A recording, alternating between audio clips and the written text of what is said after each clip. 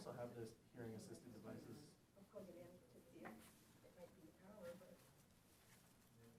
So yeah, if it goes While to we're at low it, power mode. what's the Wi-Fi password? Which one do I go into? So Encinitas Wi-Fi.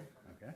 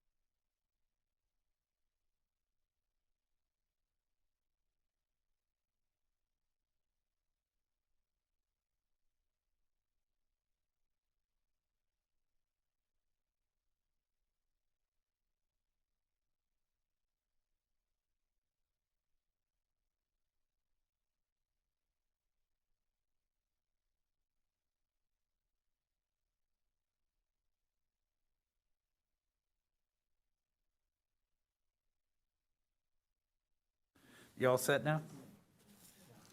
Make sure we're ready here. Everybody ready? I think I got all thumbs up. I already got the thumbs up from IT, so we'll call this meeting to order at 6:06. And welcome. I'd like to call the November 18th, 2021 regular meeting of the Encinitas Planning Commission to order. Please turn off your cell phones or set them to vibrate. And agendas and speaker slips are available in the back of the room. Roll call, let the record reflect that all 5 of the planning commissioners are present. And now we move on to Pledge of Allegiance. Please join me. Ready? Begin. I pledge allegiance to the flag of the United States of America and to the republic for which it stands, one nation, under God, indivisible, with liberty and justice for all. The next item is oral communications. We start each meeting with oral communications where anyone wishing to speak on a topic not on tonight's agenda may request to do so by filling out one of the white speaker slips in the back of the room and handing it to the clerk. Dina, do we have any oral communications tonight? Yes, we do. We have 2. First up is Ellen Burr. Following Ellen will be Geraldine Kessler.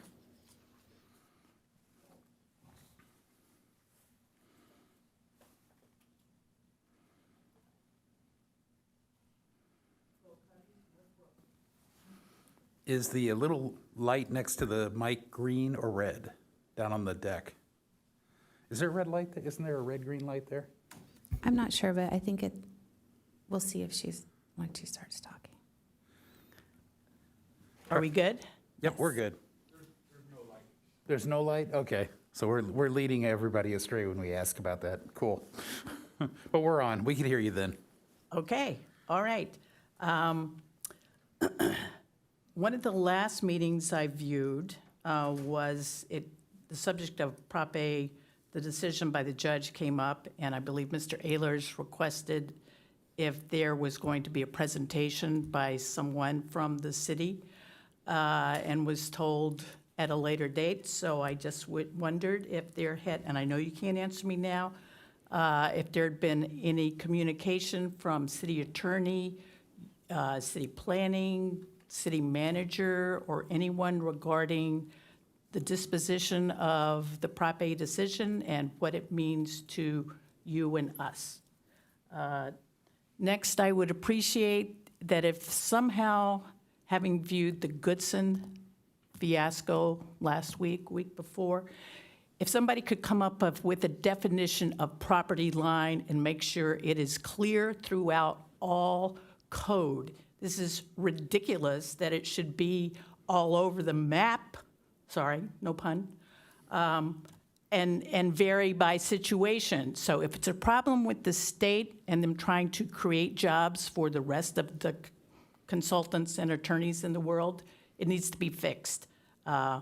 We need to know when your property line is your property line. If it's going to differ situation to situation, it should be specified. Also, I noticed last night, for informational purposes, it came up that they wanted a lot of definitions. It will be coming back to you, I imagine. And there was one that said condo/duplex. And that's like apples and oranges. Condo has nothing to do with the architecture or the actual use of the facility. So I don't know if that's another unenlightened endeavor on the part of the state or just happened. Finally, regarding code complaints, especially regarding buildings. If someone sees something, right now we're operating under don't ask, don't tell. And I really feel that when it comes to construction, it should be more of a whistleblower situation.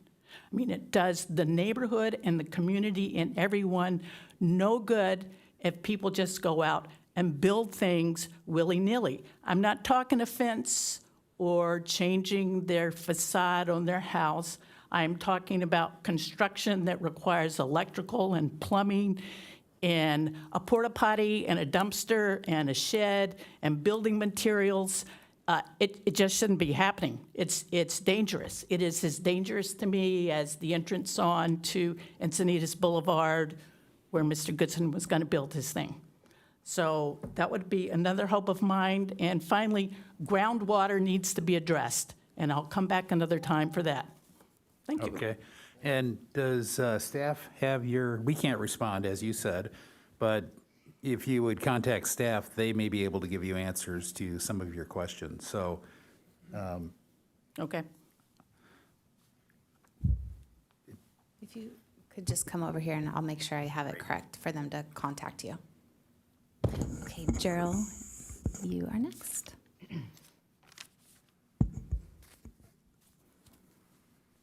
I would like to speak of the environmental nightmare Staver project on Melba Road that is slated to take down a mature grove of Torrey pines plus 176 other trees, in addition to 30 smaller trees and native shrubs, and demo a beautiful historical home built in 1938, all based on the ill-advised AB 2345 density bonus bill.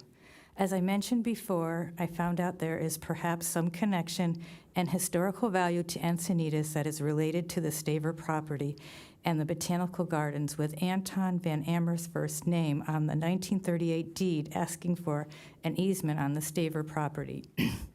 Anton was the original owner of what is now known as the Botanical Gardens, and during his lifetime of stewardship, he demonstrated the expertise necessary to successfully plant and establish a number of species in Encinitas, such as the Fuente avocado trees, which at the time were not native to the area. Anton was a prime mover in the local water district when irrigation finally did come on the scene in 1923, and was the president of the Encinitas Water District for many years. With this potential historical significance, I would hope that preservation of the property could be carefully considered before this project takes the same path as the Goodson project did. The Goodson project forced longtime tax-paying residents to hire expensive attorneys and also sucked up many of the hardworking city employees' hours. The outcome is still uncertain. I think with these types of housing projects that only benefit the developer, not the surrounding residents, they should be stopped in their tracks before even laying the groundwork. The environmental nightmare Staver project sits adjacent to the last rural horse farm in Encinitas, the Boys and Girls Club and Garden, Oakcrest Middle School and Park, and the Encinitas Community Center. Similar to the Goodson project, it will be impacting many community members. But here's where the city can make a difference and not waste any more time and effort with this.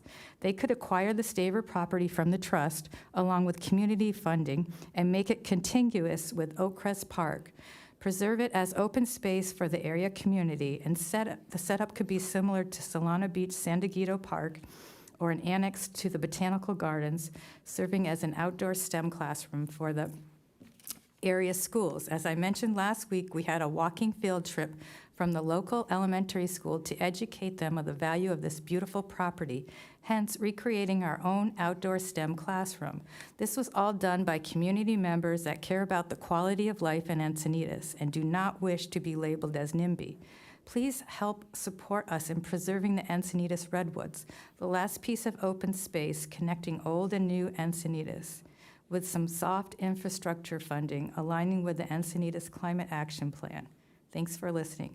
And by the way, I saw them put some dirt, some fresh dirt on the area. They're not really supposed to be moving any dirt, is what our attorney told us, because it's filled with all kinds of chemicals, and they haven't been alerting people to that. And they also removed an orange tree, a mature one, the other week. Okay, thank you. So let's see, are there any changes to the agenda, to our published agenda? There are none. Okay, so now we move on to the main part of our agenda. The main part of our agenda is normally divided into consent calendar, regular agenda, and commission reports. Consent calendar is the first item up. These items are considered non-controversial or routine in nature.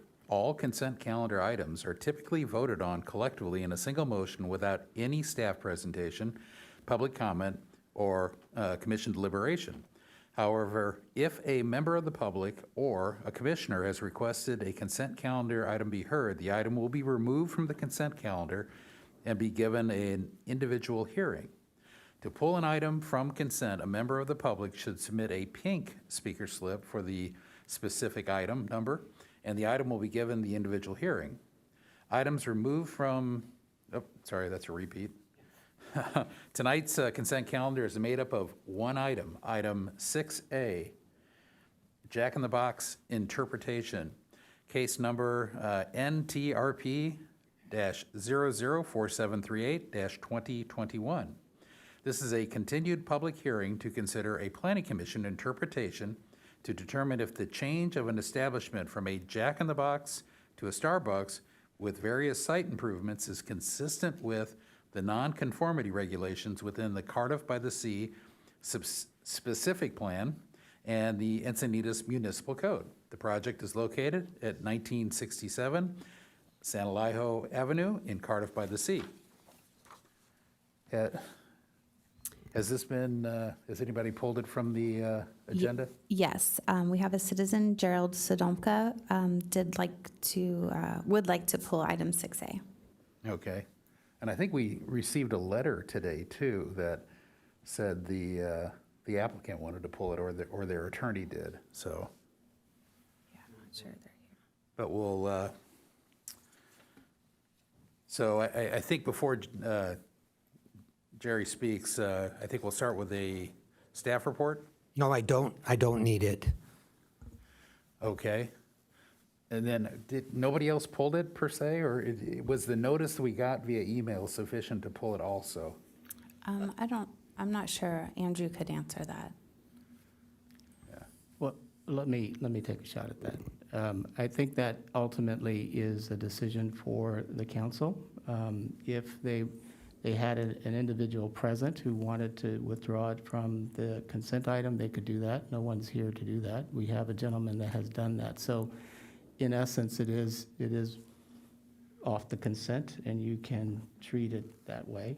Okay. The one thing I would indicate is that the purpose for this item being on the agenda is to review the revised resolution to ensure that that resolution is consistent with your decision that you made. So this is not an opportunity to reopen the entire issue and re-argue the points. It's focused primarily on whether or not the resolution is consistent with your decision. Okay. So with that, I think we'll forego the staff report, and I'll open the public hearing. And let's see, so I think we have one speaker, and you've got the floor. I'd like to start out by saying that I agree with the commission's decision, and I also agree with the opinion that was expressed that it's very likely to be appealed. And it's for that reason I'm coming down to give some testimony that might be important in an appeal. I've lived in Cardiff for 46 years, one short block north of the Jack in the Box. I've watched that corner all that time. The intersection of Birmingham and San Elijo is the busiest intersection in West Cardiff. Also, San Elijo has turned into a cut-through street. And when there's any block on I-5 going south, there's spillover traffic. I've seen it backed up as far as Santa Fe Drive, and that's about a mile. And it's bumper to bumper all the way down to the Chesterfield crossing. There's only two stoplights, the two Chesterfield and Birmingham. And even sometimes if a train comes through, Chesterfield closes, and most of the traffic doesn't move till the train comes through.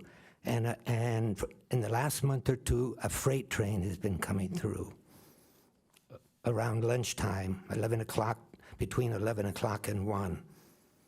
And there's also the question of emergency vehicles.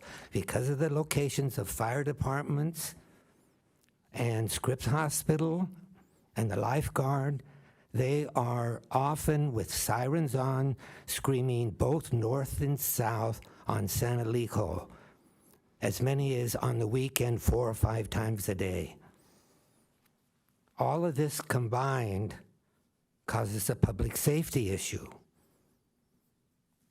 And if the queue line at the future Starbucks spills into the street, it's going to create a mess, which is a public hazard.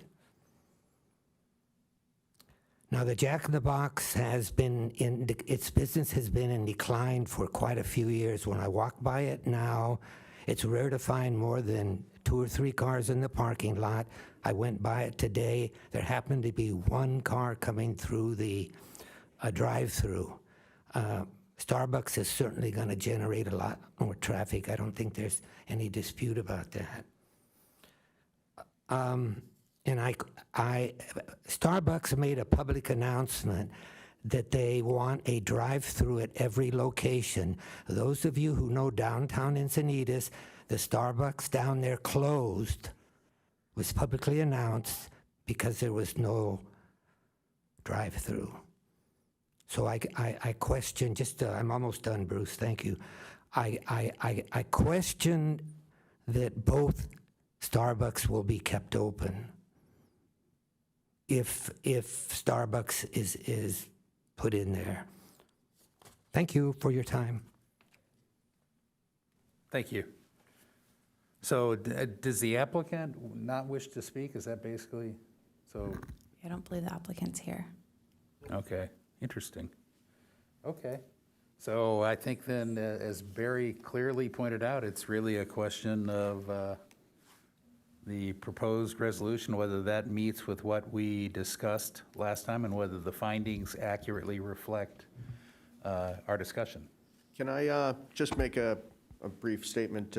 So I wasn't at last week's meeting, but I have now, actually, before this meeting, I've gone through both staff reports and I've sat through the entirety of our previous discussions that you had online. Okay. And this is the case in front of us. Honestly, I feel perfectly capable of ruling on this one. So I think we should really jump to the resolution. Let's look at our whereases and our findings and make sure they're proper. Any discussion? Chris, you look like you want to talk. I do, thank you. So I'm looking at page 6, the top whereas, the first one. Yeah. Oh, my screen just went off. I don't think that that is correct. I don't think that that there was discussion that the current queuing was a problem. And I think that that first whereas indicates that. I would agree with that. That was my comment as Yeah. well. And in fact, I would go a step further and say, I think what our discussion was, the business model that we've seen elsewhere in town is that the coffee shop drive-through stacks up in queues quite a bit more, and the concern is that it doesn't happen now and it will happen in the future. So, any other comments on the resolution as it's captured here? I need a minute to try to get my screen unstuck. Okay. Can we jump forward to the next page? on this? Wait, let's give Chris 1 minute to make sure she She can, was actually talking about what was on page 6, and that was what was on page 5. I think she's talking about one just coming up. okay, There it is, here we go. about the current traffic impacts currently occurring at Jack in the Box. Yes, that was just highlighted by somebody.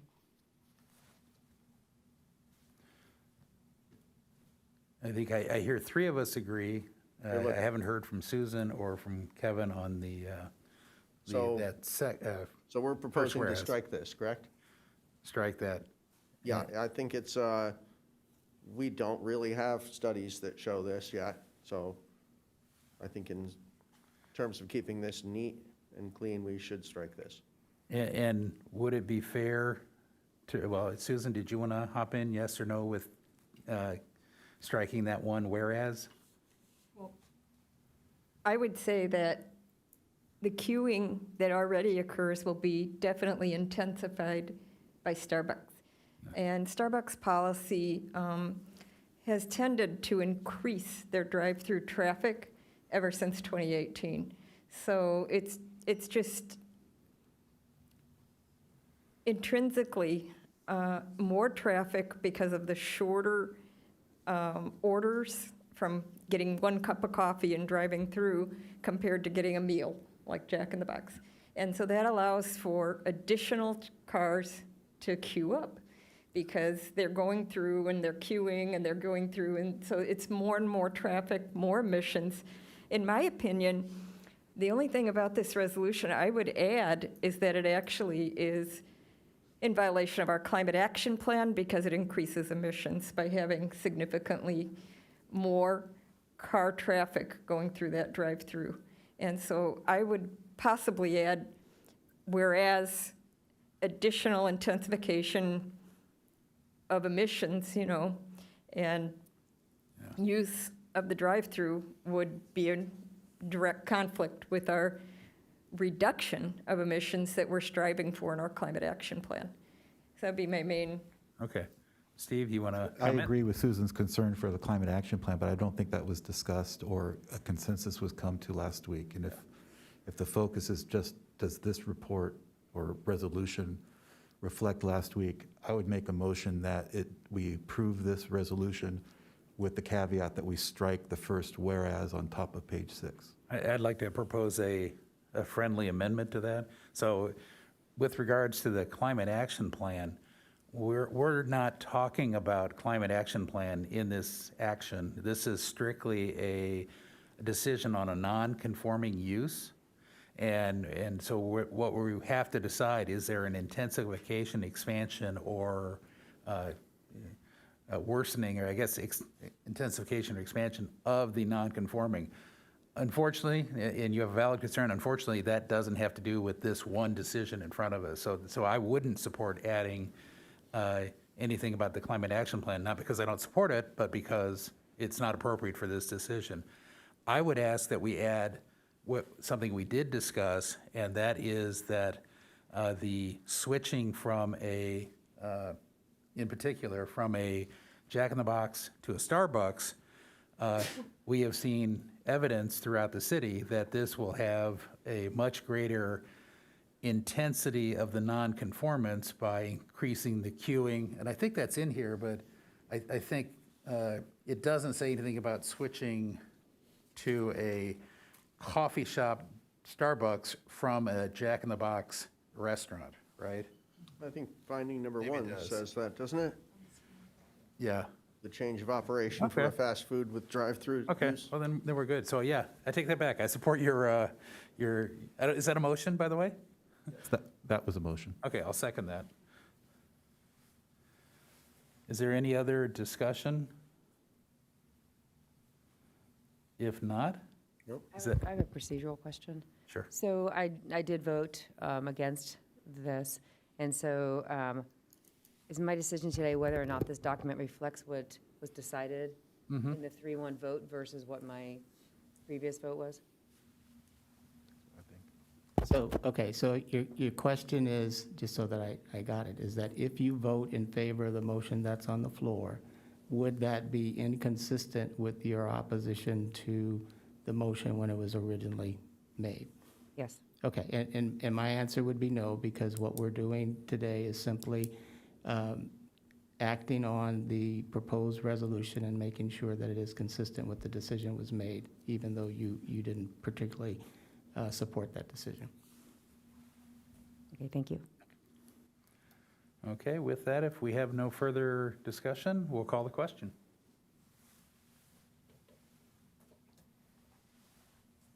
Press the agenda voting button. And a yay would be adopting the resolution with striking that one whereas.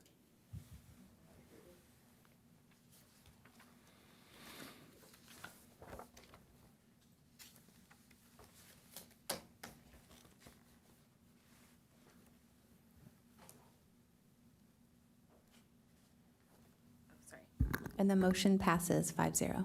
Okay. Now we will move on.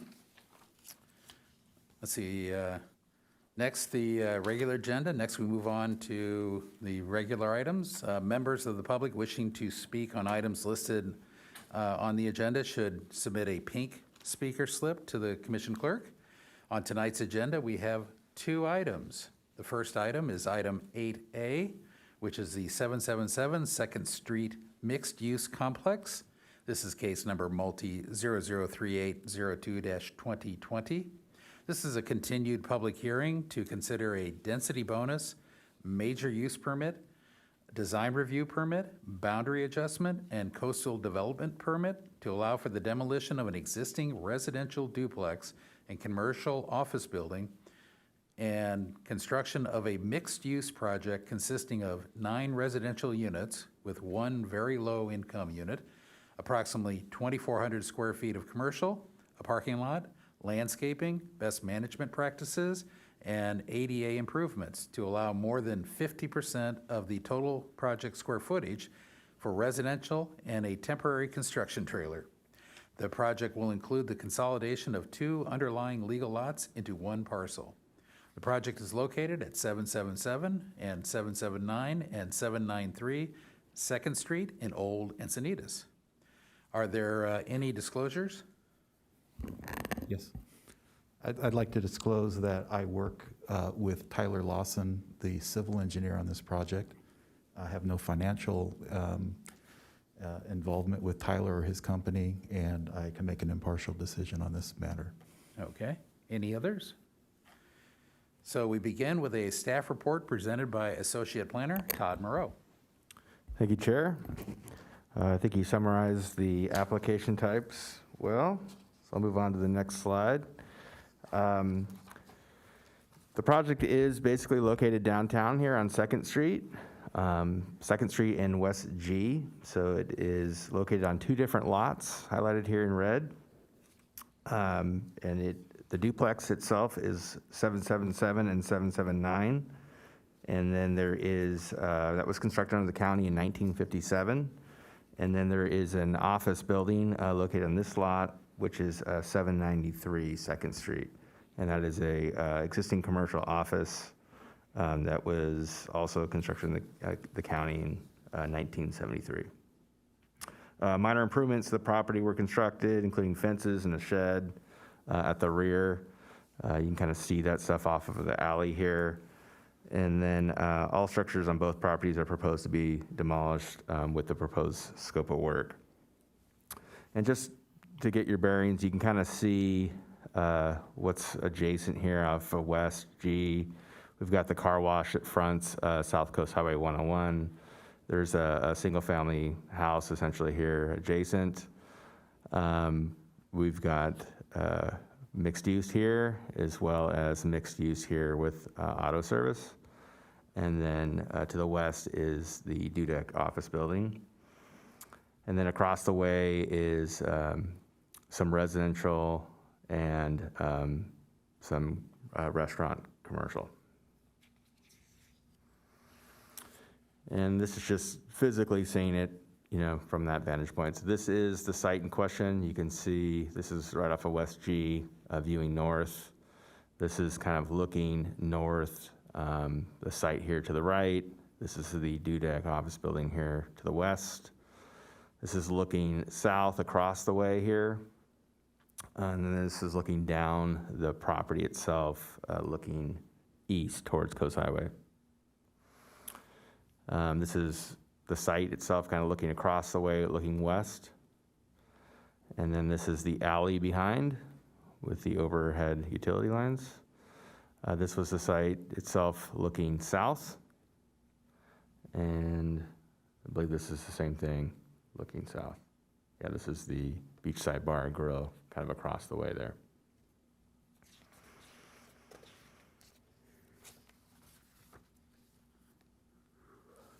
The project is proposing a density bonus project.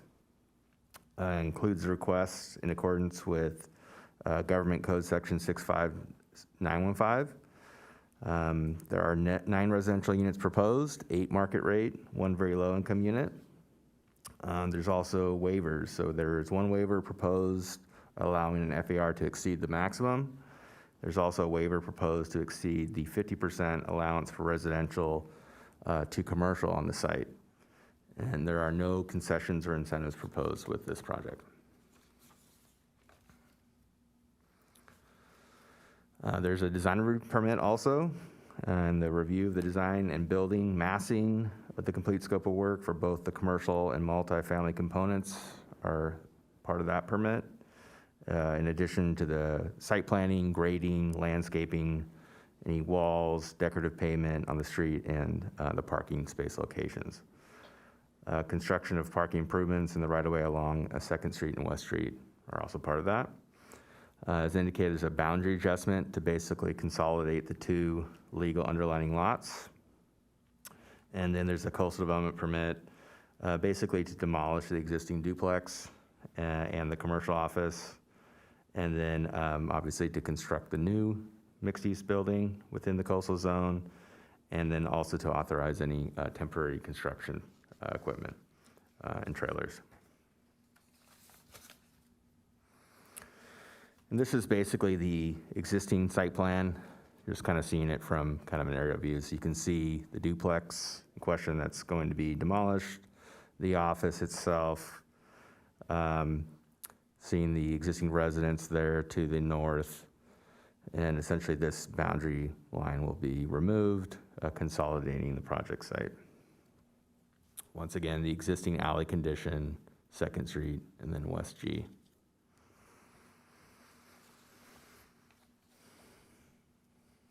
And then the proposed condition includes basically this mixed-use concept, both multifamily, residential, and commercial. So there is the commercial, essentially 2,400 square feet proposed, fronting directly on 2nd Street. And then there are 9 residential units ranging in square footage from 615 square feet to 1,220 square feet. Some of the units are 1-bedroom, some are 1-bedroom with a loft, and then there are 2-bedroom, I believe 1 that has a loft. The project includes 1 affordable unit, essentially in this location here, which is 16% of the proposed 6 units prior to applying the density bonus under state law. and this unit's to be reserved as very low income for density bonus purposes. The request entitles the applicant to a density bonus of 35% by providing that unit, which basically calculations for 6 units plus a 35% bonus yields 8.1 units, which under that law rounds up to 9 units. And so they're consistent with state law. As indicated before, there are 2 waivers, one dealing with the increase of FAR to 1.02%, and then the additional waiver was to exceed the commercial to residential square footage, which the commercial will be 23%, and the residential will be 77% for the total. No other development standards are being requested to be waived or modified with the project. And then the one very low income unit will also be satisfying the inclusionary housing requirement under the city's chapter 30.41, the affordable housing section. And so that will serve both purposes. And so you can kind of see the layout as opposed to what we saw previously. The parking will be provided off of the alley. This shows essentially the ground floor units, residential, so there will be one accessible unit and then the one affordable unit, and then the commercial office kind of storefront. There'll be some lockable storage here, and then decorative pavement, as well as landscaping kind of throughout.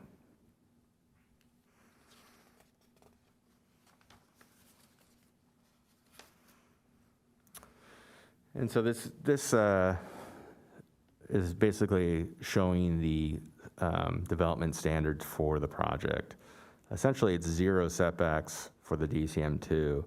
And this chart basically kind of outlines where the commercial pieces are in relation to the purple showing the first floor residential, and then the kind of shades of gray are showing the second floor residential, which has various, what's called a step back or a second floor setback of 10 feet. So they are meeting all the standards essentially for the zone without requesting any waivers or concessions for that. So this diagram kind of shows essentially the massing, so to speak, of where the first floor commercial to residential, and then first floor to second floor residential itself.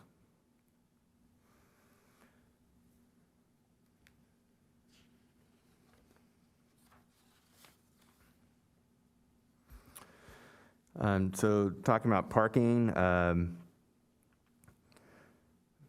basically there's 3 frontages here with an alley, West G, and then 2nd Street. And so the project's providing full alley width improvements for the project site itself, and that'll be a 20-foot wide alley. They'll have 24-foot backup from essentially the new stalls through the alley, meeting code requirement. The parking calculations, they'll have some EV parking upgrades, some bicycle spaces for the project, which are all consistent with the downtown specific plan parking requirements. They also get a credit of proportional share parking per that specific plan, the downtown plan itself. And basically the credit counts towards the commercial portion of the project. And in this case, it's an 8.25 parking space credit. It's 4.25 spaces for the 2nd Street, essentially this. And then I guess 4 for West, for G. So sorry, 4.25 for 2nd, and then 4 for G. And that goes towards the total of 15 spaces basically provided for the project. So there's 7 on site and then 8 on street. The project itself has a very low income unit with a project having at least 11% very low and within 1/2 mile of transit. The state law, chapter 4.3 of the government code, 65915, basically allows you to reduce that number of normal allocations. So basically they're required 0.5 per unit times the 9 units, which is 5, and they're providing those essentially on site. And then the commercial space of 2,400 square feet is utilizing a ratio of 1 to 300 for office, which requires 8. So they require 13 spaces for the project, and essentially they have 15 spaces allocated to the site. And I think basically you can kind of see the reconfiguration.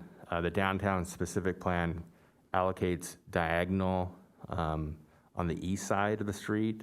So eventually what you'll see as these sites change, you'll have diagonal on one side of the street and parallel on the other side. And so as these driveways close, you can see in red, essentially these are the new stalls being created as part of this project, eliminating the parallel parking and creating a diagonal parking space. And then a no parking zone essentially with the crosswalks. And our traffic division, has reviewed this plan and found it to be consistent with the intent of that section. Additionally, they are requesting a loading zone waiver, and not a waiver as in the density bonus law, but just a waiver as in the downtown specific plan allows a waiver if it's deemed it's not necessary for the use. And so they are requesting that they don't need one on site, but that the alley, which is typical to be used for loading purposes because they're short-term in nature. And we have reviewed that past our fire department, and they concur that temporary loading could occur, and they can still, pass through the alley itself.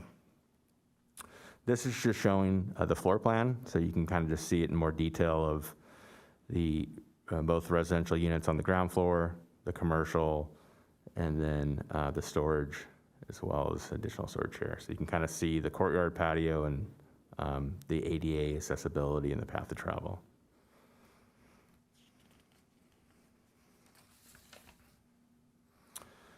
Same thing here. This is basically showing the second floor with, you can see the floor below in beige. That's basically the residential units in gray. And then this shows the mezzanine or loft spaces that are proposed in those select units there. Here's the roof plan.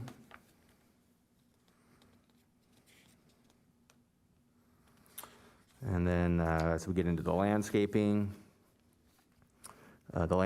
requirement in this zone is essentially 10% on the interior side here, and they're proposing 12.2%, so they exceed the minimum. The existing tree canopy will be maintained with the exception of 2 trees.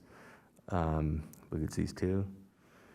As per the arborist report, they provided that. It's in the record, and so they'll basically be replacing those 2 trees. A variety of shrubs, many of which are drought tolerant, are proposed. Ground cover and trees are shown here on site, so you can kind of see the layout. Various Catalina ironwoods, and some shown in the courtyard, and then the existing street trees, as well as the groundscape itself. And that just shows in the color context of what's actually being used.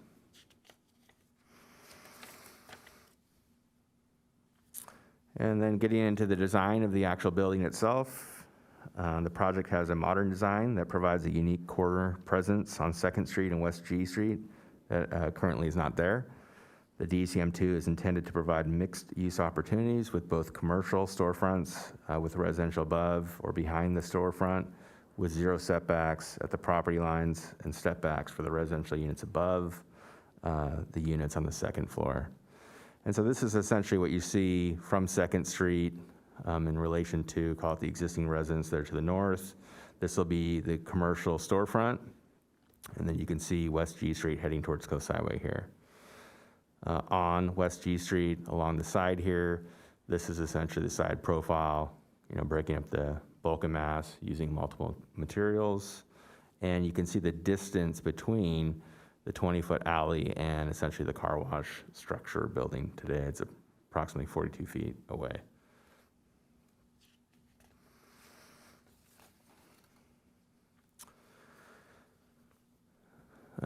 So the same thing, this is the front elevation, the side, and then this is the elevation off of the alley. Project utilizes many different materials to basically break up the overall bulk and mass. There's white batten board siding, burnished finished CMU block, metal paneling, siding, stucco, both in dark gray and natural white tones. There's aluminum front windows, you can see outlined here. Galvanized painted metal stairs, natural stained wood finish elements throughout the commercial storefront and on the interior.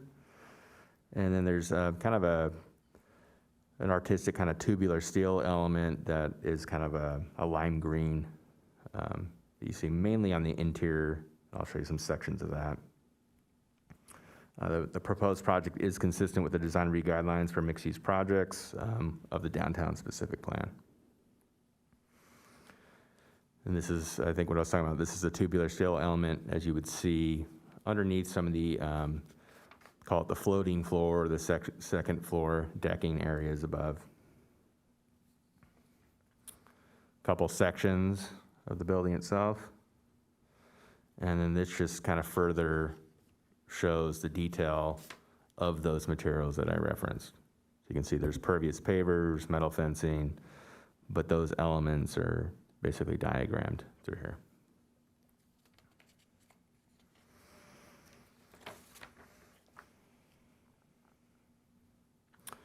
Getting into the project's height, it is under the 30-foot height limit from the lower of natural or finished grade. Their 30-foot height limit is consistent with the DCM2 zoning requirement, as well as the right to vote initiative, or Prop A. Some of the residents have mezzanines, as indicated, and those do meet the definition of 30.09 and are also conditioned to be verified through plan check that they don't exceed that requirement or change through time.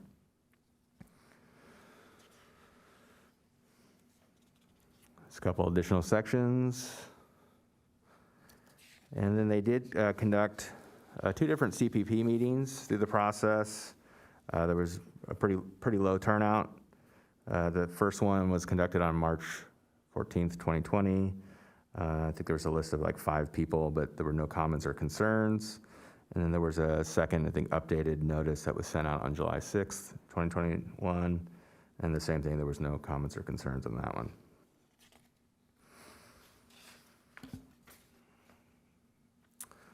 The project has been determined to be exempt from CEQA pursuant to those sections there, 15301 L2, L3, 15305, and 15332, which is infill development. The project meets these exemptions, as well as all the technical studies have been reviewed.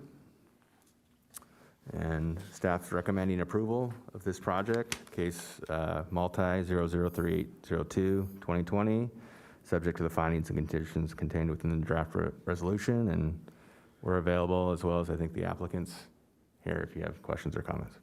Okay, are there any questions from the commission for clarification of staff?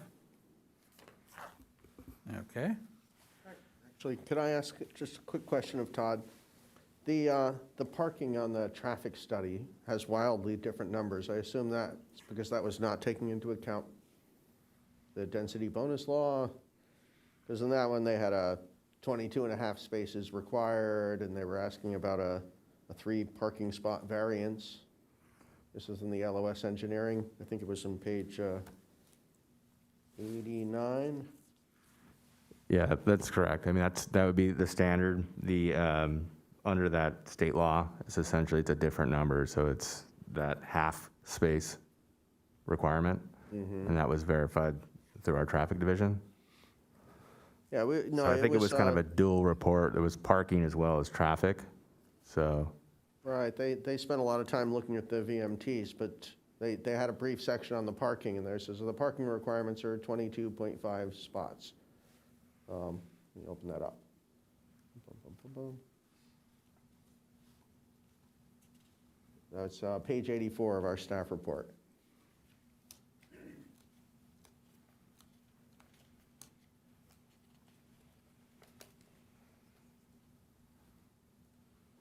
At the bottom.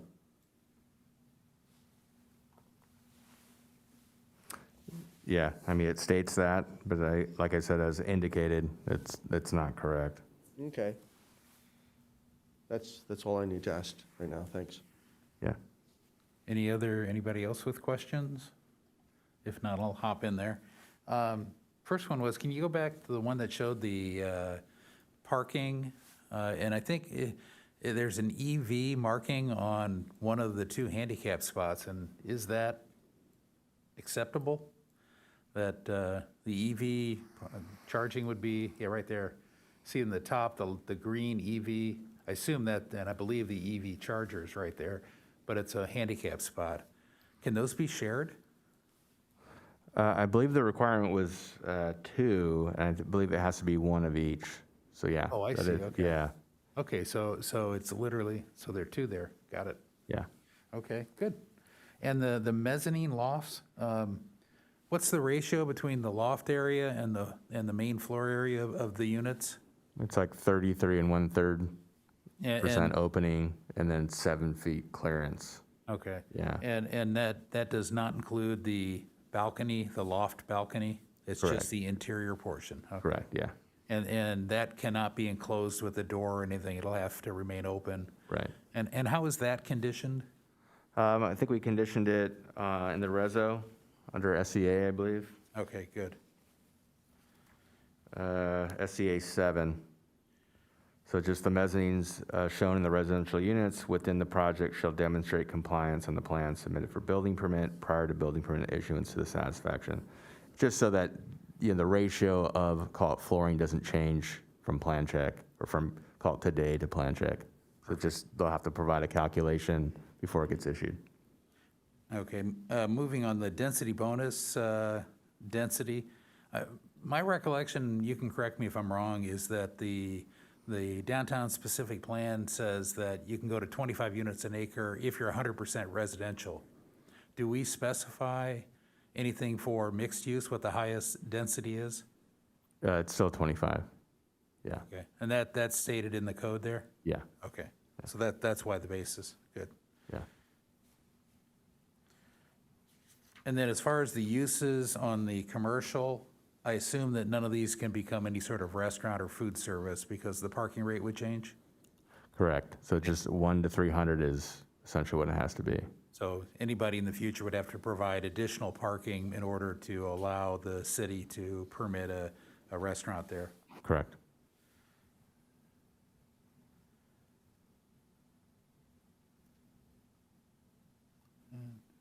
And Bruce, I think I got my questions answered. there is a condition to that effect, SCA 6, that says any change of use in the Okay, commercial office great. area.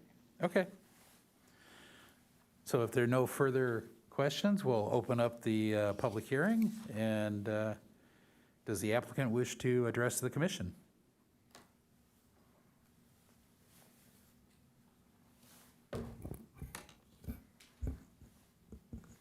I'm Warren Scott, the project architect on this case, and it's good to see everybody in a chamber once, not on a Zoom.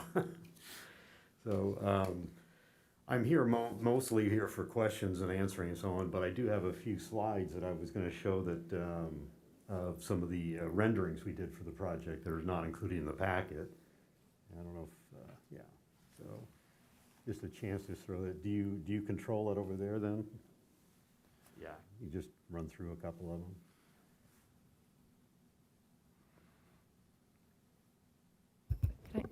Can he explain which the views are as we go through the slides? Okay. This is looking on G Street towards the residential side of the project. This is Second Street looking at the commercial side of the project, which is the west side. This is an internal side of the bridgeways and walkways within the units in the residential. Another view of the same. And then this is an internal view of one of the open spaces where there's a loft in it. And this is I don't know if you can do that, this is Video, right? video. And this is starting on G Street. Yeah, I know they run, don't go anywhere.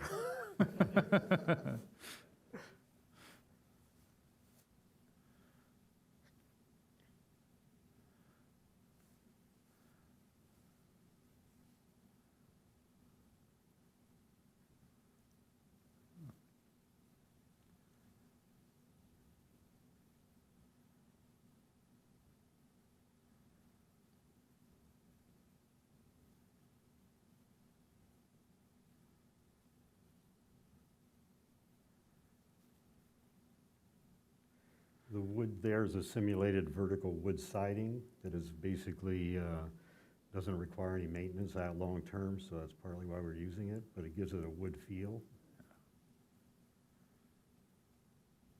Board and battens, we were using two types for different spacing and character. One is 8-inch wide and the other is a 16-inch wide, so we create some parameters with that, plus the stucco. The intent of the project is to be kind of fun and a little more on the contemporary side, of course. We try to do a lot of variations in heights and setbacks to give it some character. And I feel like still on the side of this project and around it, it is still well blended within the area.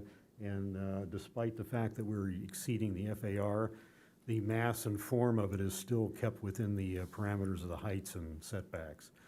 So we still feel like we did a good job of keeping it in that realm. Beyond that, I'm here for questions or anything else from that standpoint. Any questions for the applicant? No? Okay. I think we're good. All right. And do we have any speakers on the item? Yes, we do. We have Liam Stewart, followed by Ken Krasinski. Okay, Or you're just with the applicant? We're the developer and owner. We're just here to okay, Okay. very good. Also, just for the record, we have one speaker slip in support but did not wish to speak, and that's Mateo Respin. Me. Okay. You're with the applicant, so, okay.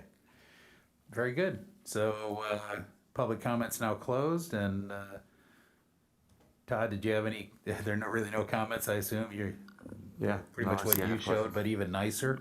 So we now move on to commission deliberation. Anybody? I could jump in on one thing that's been niggling at me, which has to do with the 7 parking stalls in the building. And this is actually kind of an operational question. I'm trying to figure out how they're gonna be allocated. Because I know they'll probably, I'm gonna guess they could cost an additional fee to have one of those spots. And I'm concerned, I've seen another project, different sort of project, but has a fenced gate where people pay, the residents pay, and I can imagine a spot where nobody pays and we end up with empty spots and the cars spilling out onto the streets. So, Todd, do you know anything about the operational characteristics of this? As far as how they actually allocate? Yeah, it's like, who gets the spots? Is it like for the 7 people at the top of on the second floor apartments? I mean, that's something that the applicant probably can address. I mean, the code doesn't necessarily speak to that, just says, here's the code requirement, so. Because I feel maybe we should, who do we have someone from the applicant? Yeah, we who can reopen the Yeah, let's, public comment, and if. come on up. Hey, come up to the microphone, introduce yourself, please, and It's, Ken Krinsky, I work for AVP Capital and represent the developer and owner of the building. okay, By plan, we haven't specifically allocated spaces per units. Logically, I think what we would do is probably the larger units, the 2 bedrooms, would certainly get a dedicated parking spot. And just follow. yeah, suit. it's a concern for two levels. One is that if they are like an optional addition you could add to your rental, I assume these are rentals, right? Or am I Yeah. mistaken? This is an apartment building. It's a long-term hold for the company. If you could be, no, it's like, I don't want to spend $200 a month for parking, and we could end up with 5 empty spots there.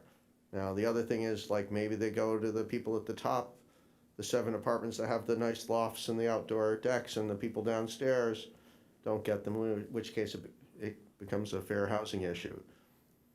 Because that is where both the ADA and the very low income Yeah. unit will be. So it's a concern for me. I don't have any, Sure. I just wanted to know if you had anything on it yet. We will discuss it. It's a fair question, and it makes sense. We'll certainly talk about it internally. We haven't designated parking space per unit. I can tell you that it's not anticipated that it would be like a benefit that we'd pay for at a cost. So that you would pay more money specifically. Like, you get the apartment for X amount of money, and if you pay a little bit more, you get a parking spot. That was not anticipated into the building plan. So we have not monetized, this is a better way to say it, we have not monetized the parking spaces as being part of the revenue stream of the project. Fair enough. And had you thought about the allocation for the access unit and then the lower income unit, whether they would get parking spaces? We have not specifically considered that. I would assume the ADA unit would probably have a handicap Well, that's driver who right, might yeah. use one of those handicap Yes. spots. Right, so the ADA spot naturally gets the ADA. Oh, okay, so the answer Yeah. is, I mean, they are associated or could be associated, okay. Yeah, so, yes, I think by design, logically, they would be associated, that the ADA unit would get the dedicated ADA space, which Okay. is what its intended purpose is. I think, Steve, did you have a question for the applicant? Just to or- respond to Kevin, the Okay, state law thank very you. explicitly Thank you. says you can't bundle parking with the unit. So they're under no obligation legally to provide a space per every unit. So I just for us, our discussion, I don't think we have the authority to insist that they combine the parking to a unit when the state law says you can't. And I don't really mind if it's allocated to a unit or not. That wasn't my concern. My concern was that, parking costs extra if you want one of those nice spots, and for whatever reason, people don't use them. They say, oh, I'll just park on the street. And now we end up with parking allocated for this project that's needed for this project that's not used for this project. And I want to avoid that situation if possible. Fair enough. I don't think we needed to debate Yeah. That's cool. that here. Thank you for your clarification. I know you're an architect and a big. Yeah, but I do think it would be fair to consider whether it's a fair housing issue of having the two, at least one of the units, the lower income unit, both on the lower floor, disadvantaged relative to the others in access to parking. So I think that's maybe I'm not fair. sure it is, but Well, but it's within purview of the planning commission, I believe, because we've had that discussion about fair housing here before. But the state mandates a parking ratio of like half a space per unit. Yeah. So within the own code, they are dictating that some units won't have parking. And so I think if, which units don't have parking, if they also say you can't insist on bundling the parking, then, by extension, there's going to be some units with no parking, and very likely they might be affordable units. Yeah. Well, I have something. Do we even know if they would be bundled or assigned to a particular unit, or if they would just be a first come, first serve? Whether they be, Yeah. I reserved think or it's not. totally at the discretion of the owner. Well, and they indicated they hadn't planned on monetizing, and they didn't have allocation plans yet, so. I might just, if I can, I'll just add that I think it's a great design. I think this is the perfect project that we need in that neighborhood. I've said we need more mixed use and density in the downtown areas, and I think this is a good example of that, so I'd commend the architect for a nice design. I have no real concerns about it. I'd like to see it built. Yeah, I'll jump in again, just because I always go to things that niggle at me, but honestly, I agree with you. It's a nice plan, it's a nice project in the right place, which we wish we saw more often. Usually we're putting inappropriate projects in inappropriate places. But this is right downtown. This is on point. I like the fact that we have small unit sizes. I think we're gonna end up with some affordability by design, and it blends well. There's a couple of small things I'll discuss a little bit later, but I do like what I see here. Anybody else with comments on the project?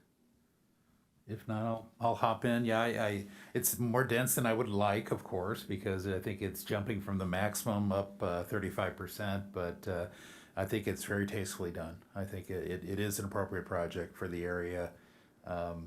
It pains me that it's underparked in an area that's chronically underparked, but you know, that's the current code, so I'll support the current code.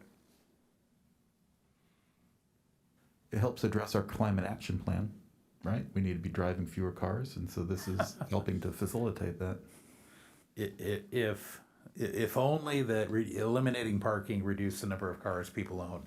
Unfortunately, that's not a cause effect that I believe in, that I believe happens. So, any other commissioners want to comment on deliberation of the project, or I'll entertain a motion. I'll make a motion to approve the project. I'll second that motion. Okay. Is there any further discussion? Not seeing any, so call the question.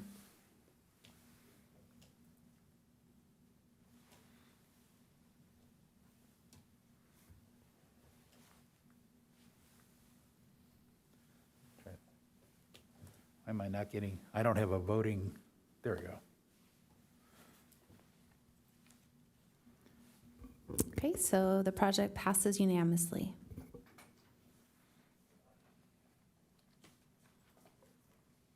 Okay, thank you. That's it.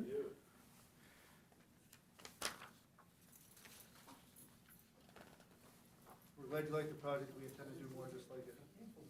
Thank you. Okay, it's hard to hear between this and, We intend to do more projects just like this, so thank you for your approval. Excellent. yeah. Okay, moving on to item 8B, Objective Design Standards. This is case number PLCY 004755 2021. This is a continued public hearing to consider amending Chapter 23.08 Design Review and Chapter 30.16 Residential Zones of the Encinitas Municipal Code, the Downtown Encinitas, the North 101 Corridor, the Encinitas Ranch, and Cardiff by the Sea specific plans and the city's design guidelines. New state laws require the city of Encinitas to review proposed housing primarily based on objective standards such as specific design requirements rather than on subjective standards which allow discretion. The amendments are related to the creation of objective standards which will be utilized in reviewing future multifamily and mixed-use development projects. Are there any disclosures? Seeing none, we begin with a staff report presented by Planning Manager Jennifer Gates.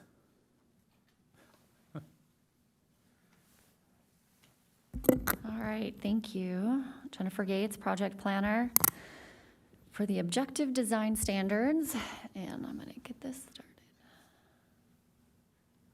All right. So before you tonight is the first review of the Objective Design Standards in an ordinance format. So we did have some history reviewing this.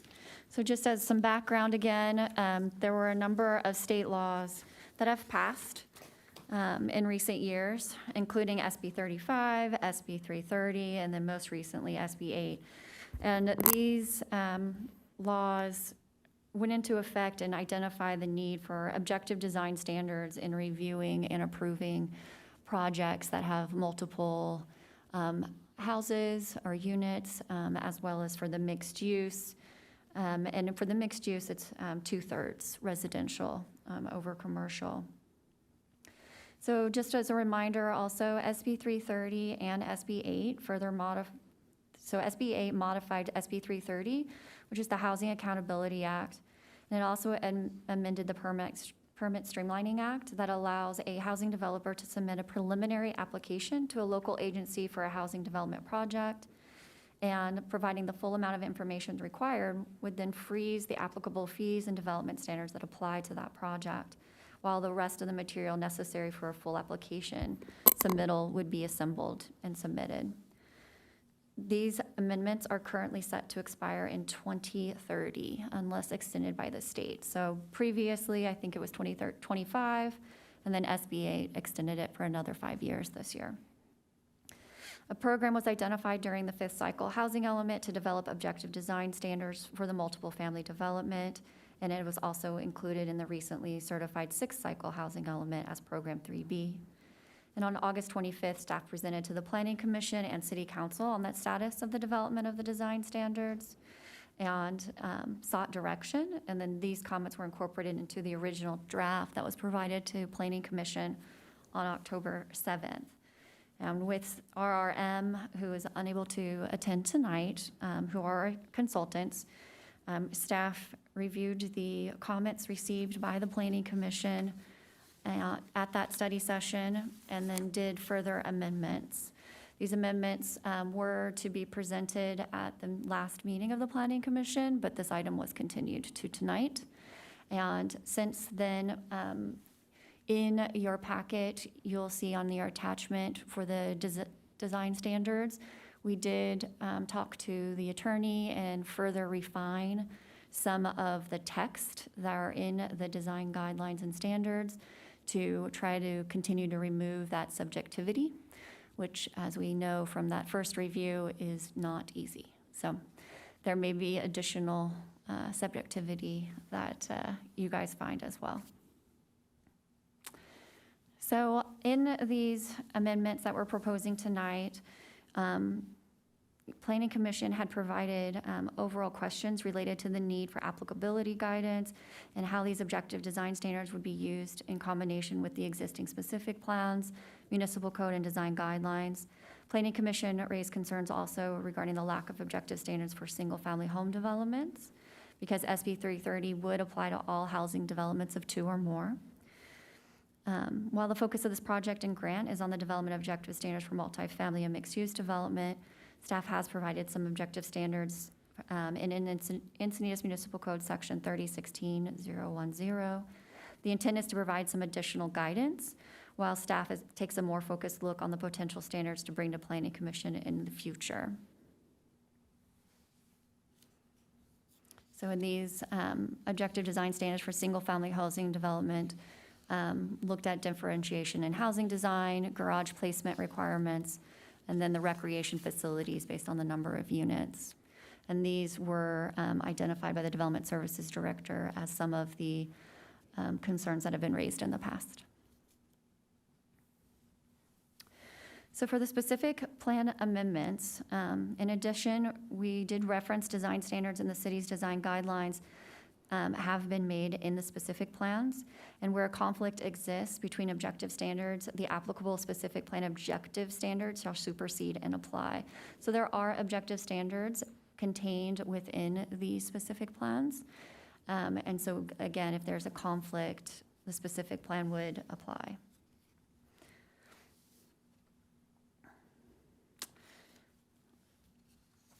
So the design guidelines themselves, so staff reviewed the draft standards during that study session on October 7th, and we have since looked at the design guidelines and decided to incorporate the design standards that were presented that night within the design guidelines. There are a number of guidelines that we feel are still applicable, and we don't want to lose that document, but we also heard from you all that, you know, we need to minimize the number of places that we're going for projects.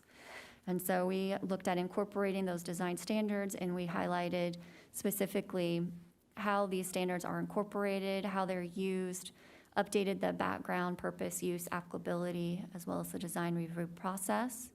And then we added the standards within these applicable sections. And then in some cases, we modified the existing guidelines to become more standard and objective in some of these sections. In addition, Planning Commission had also directed staff to incorporate more flexibility and to develop point systems for specific standards where applicable, such as for the landscaping requirements. By allowing for the flexibility in point system, the goal was to allow more variety in design and less of a cookie-cutter approach to the development. In addition, the Planning Commission had requested more variety based on the scale of the development. These modifications, including other specific requests to the draft text, were incorporated into that draft resolution for Planning Commission, which is attachment PC1.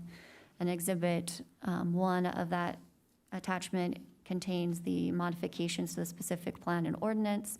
And then the resolution for City Council contains the modifications to the design guidelines and standards. So the next steps would be following a Planning Commission recommendation, we would go to City Council and either sometime this winter, and then following that, following City Council adoption, we would move on to the Coastal Commission for their approval. And so staff's recommendation is to adopt the resolution for PC, including any recommendations to City Council to adopt the ordinance for the amendments to multiple chapters, as well as the specific plans. And then also to adopt the resolution for amendments to the city's design guidelines to provide for objective design standards for both multifamily and mixed-use housing development. And this concludes staff's presentation. Very good. We'll open the public hearing. Do we have any speakers, Dina? We do not. We do not. So I'll close the public hearing. That was fast. And does anybody have questions of clarification for the, for staff? Susan? I have a few questions because as I looked through some of the writing of it, there were some places where, for example, it said, if possible, and I think, or where possible. And I think that should be struck. I think it's too subjective. I think some of the other things I saw that I questioned would be the word considered. I think that also sounds subjective to me. I might consider whether I want, one color or another. But if I say, no, you have to have yellow, then it's going to be yellow, right? And that's objective. So if I can consider, that to me is too subjective.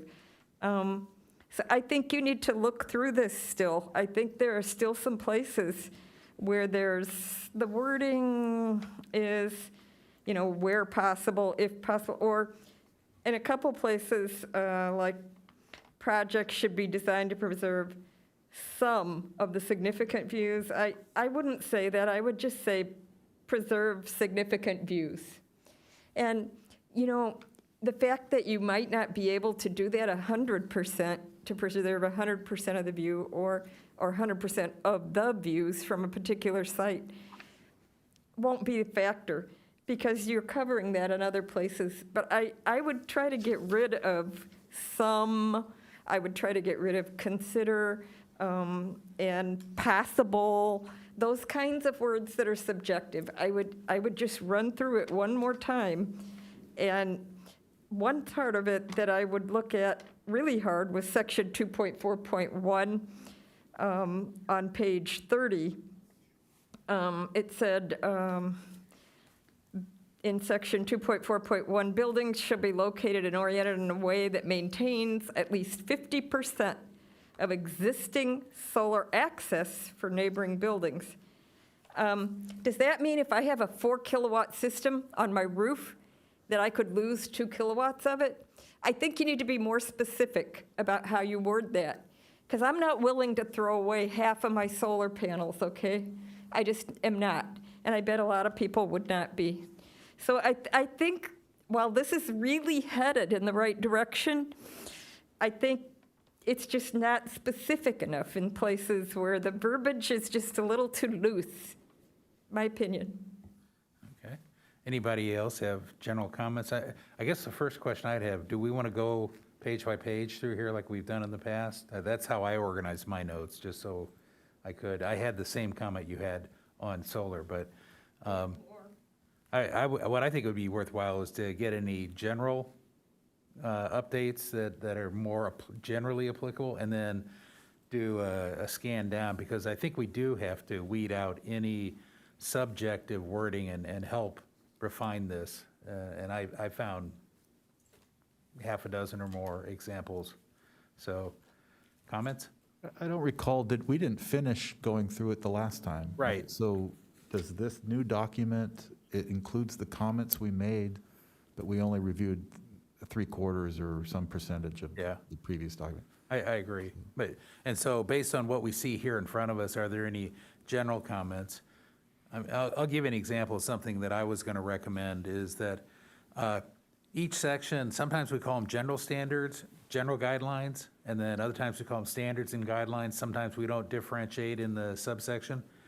I'd like to see that we use the term capital D design, capital S standards, design standards, kind of like a legal document. And then we also put design standards as a definition in the municipal code definition section. Likewise with the design guidelines, and that we use that consistently with capital letters like you would in a contract, so that it's really clear when we're talking standards versus guidelines. And I think we have to talk design standards and design guidelines. And it would help me be clear on this, and I'm thinking of that future planning commissioner sitting up here who picks up the design guidelines, the design review document, and looks at it, and they have to make heads or tails of it. So, and I've got a couple of ahas. Anybody disagree with that? Yeah, I love that. I think that things like, verbiage that says something like evaluate with objective criteria as follows is a lot stronger than, the vagueness of considered and things like that. Yeah, and to your point, I think there are a couple examples where I saw consider in there, and I went, I'm not sure that's objective. So I think we come to those line by line is probably the best way to handle those, because we'll talk about them in their specific paragraph. So any bigger general? I'm looking at my notes too while I'm talking, so. There was one other I had, and I think it's pretty well, you define the hierarchy, and so Jennifer, maybe it's a question first. The hierarchy of the specific plan standards, design standards, relative to the municipal code design standards. So does each one of the specific plan design standards completely replace, or do they only replace where they're in conflict? Where they're in conflict. So Okay. both are applicable still, but in And conflict, the specific plan will override. Great, and that was my understanding, so I think each place, and I think there's probably 5 or 6 places where we do this, I just wanted to add a sentence to the effect of where the specific plan is silent, the general plan will continue to apply. The general plan design standards will continue to apply. In the specific plans section? In each one of the specific plan sections, it just says it supersedes, and the implication, I'm afraid, will be taken from that is that 100% supersedes, and that the parts that are where it's silent, where the specific plan is silent, people will think that, well, since it's silent, then there's no review guideline, when in fact, I think what you just said is where the specific plan is silent, the municipal code design review applies. I'm talking about the design guidelines. Are you saying? Yeah. Okay, so the design guidelines and standards, that booklet Yep. that we're talking about. Okay, so in there, all those standards would apply to all projects for mixed use and for housing, regardless of the location. So including the specific plans. Yeah. And then if the specific plans conflict with those standards, the specific plan one will apply. And there are standards within the specific plans that are still going to apply. Yeah. Yeah. Absolutely. And I'm just asking for an additional statement to be very clear that where the specific plan is silent, the the standard booklet still applies. Okay. And I think that occurs in each one of the specific plan sections, you know, how it's section 3, 4, 5, 6, and it talks about applicability, and I'm just asking for one more sentence to clarify that, because I think that's an easy place for future planning commissions to kind of, oh, I didn't understand. Can I ask for a quick clarification? Because I got a feeling you're talking about the book, and you're talking about ordinance 2021-23. Because I have this highlighted also where we have, you know, section 5, section 6, section 7, where the specific plans are amended. Right, no, that's where I was going to do it, within the ordinance itself, but we're just making sure we're making the right connections Yep, I between. just want to make sure Yep. of that also. Yep, it's within the specific plan sections where it's talking about applicability. Now, on that same note, I notice Cardiff's wording is slightly different from all others. I did notice that. Is that because the Cardiff specific plan has specific design guidelines, or is that, why is that? So, I'm trying to find it. I guess that's page 14 of the staff report.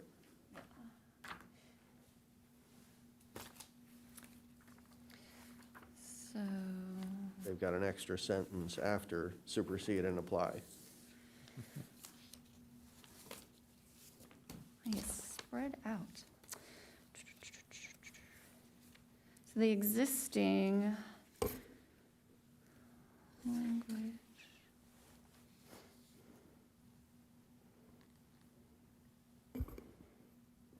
Which section again? I guess that's section 7. Number 4.2.1, it spans on to page 14. And at the end, it finishes with the same language from all the others. The objective design standards specified in this chapter shall supersede and apply. And it continues, the design guidelines contained in the city's design standards and guidelines are superseded by the design recommendations contained in this chapter. And I haven't really pulled out all my specific plans, but So this is the Cardiff have more same as specific the design? downtown? This is the same as the downtown specific plan?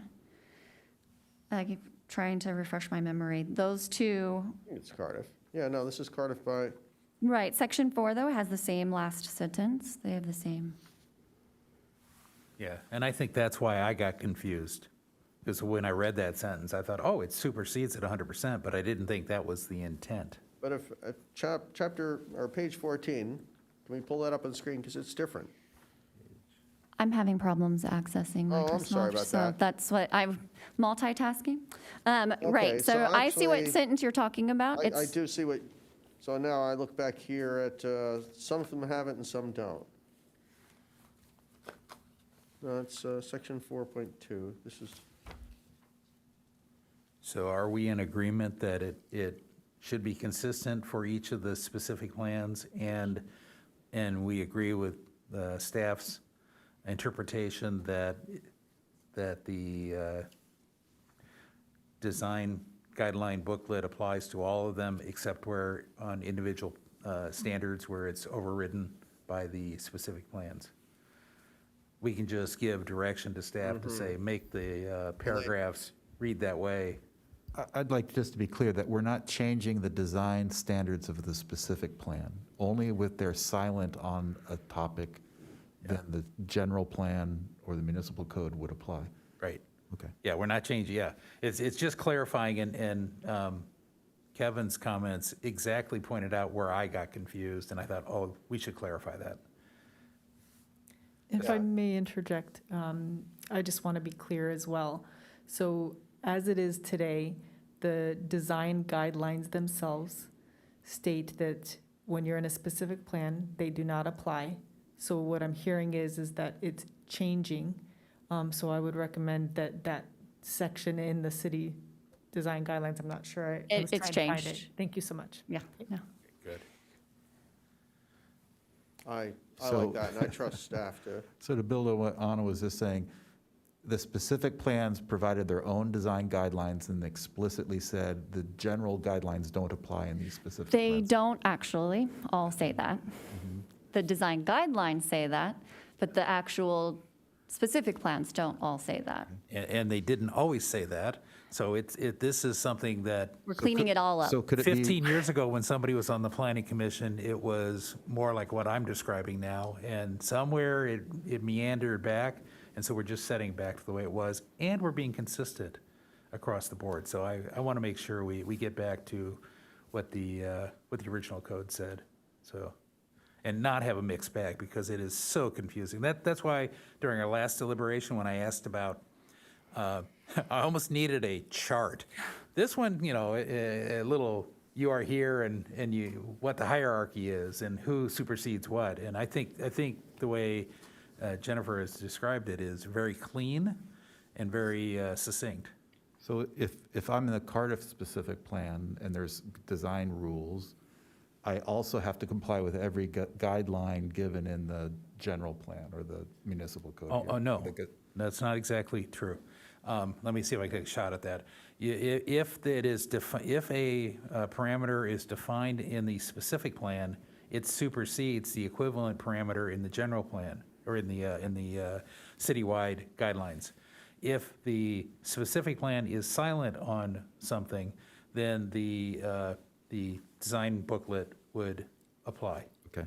And are we sure that that was the intent when the specific plan was made, that if they were silent, they still wanted you to comply with something else? Or could you say when they made the specific plan, they didn't want that element to apply to their community?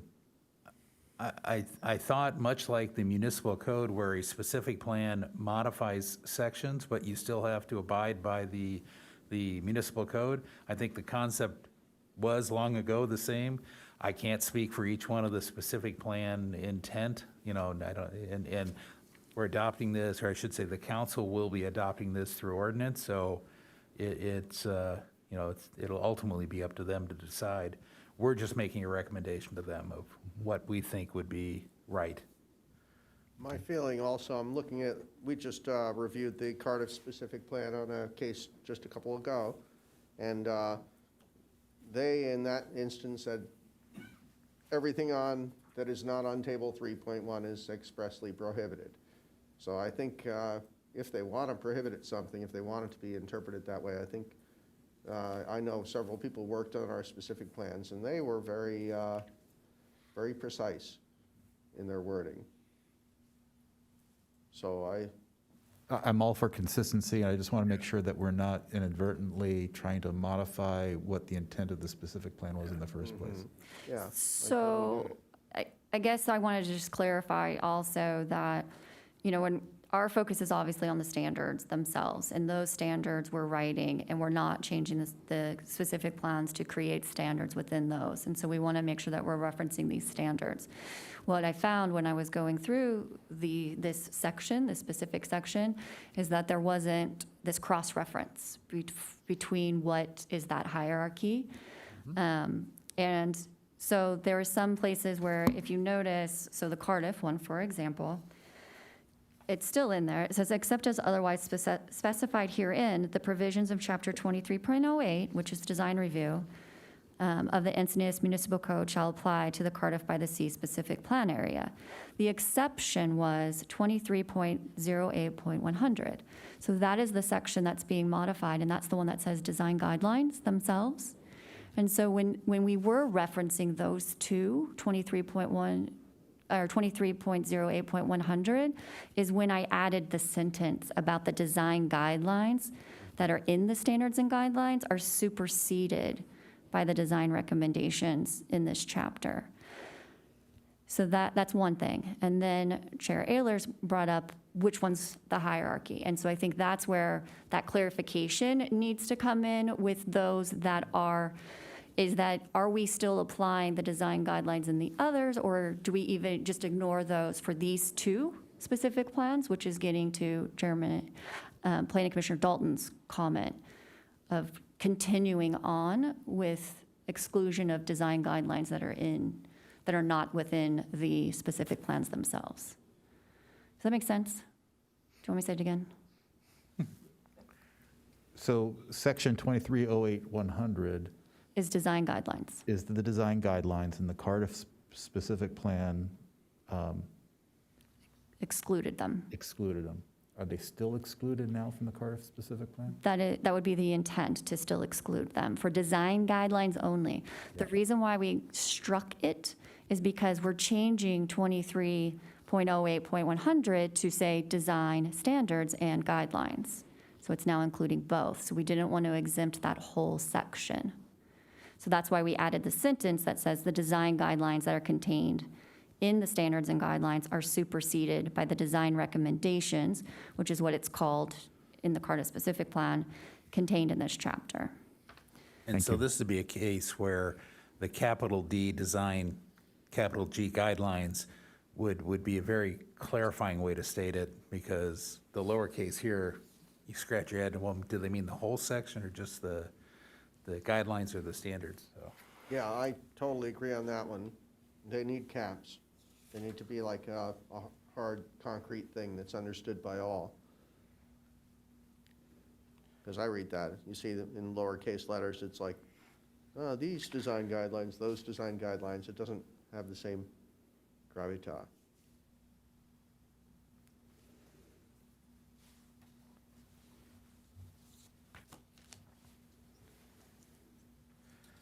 okay. Susan? For staff question, I really liked the table of point system that you created for the landscape and also for the building articulation, so on. I wondered if you thought about doing that for the site planning. The site planning is such a big part of design, as you point out in the document here, and very important. It's as important as the buildings themselves, you say. And I would love to see what you would come up with for a point system for site planning, which you show on page 28 here without, it starts there, without a table right now. But if you came up with a point system for that, I would really love to see it. On page 28, is that? Page 28 of the standard that you have attached to the documents. It's item 2, site planning standards and guidelines. And it starts off with 2.1, 2.2, and so on page 28.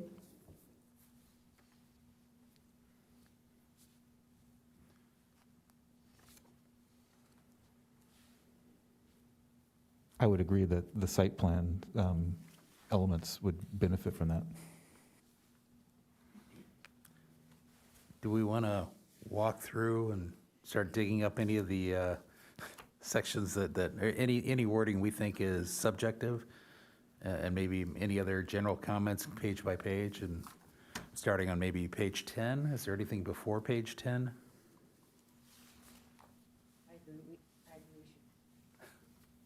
I agree, we should just start going through the document. Okay.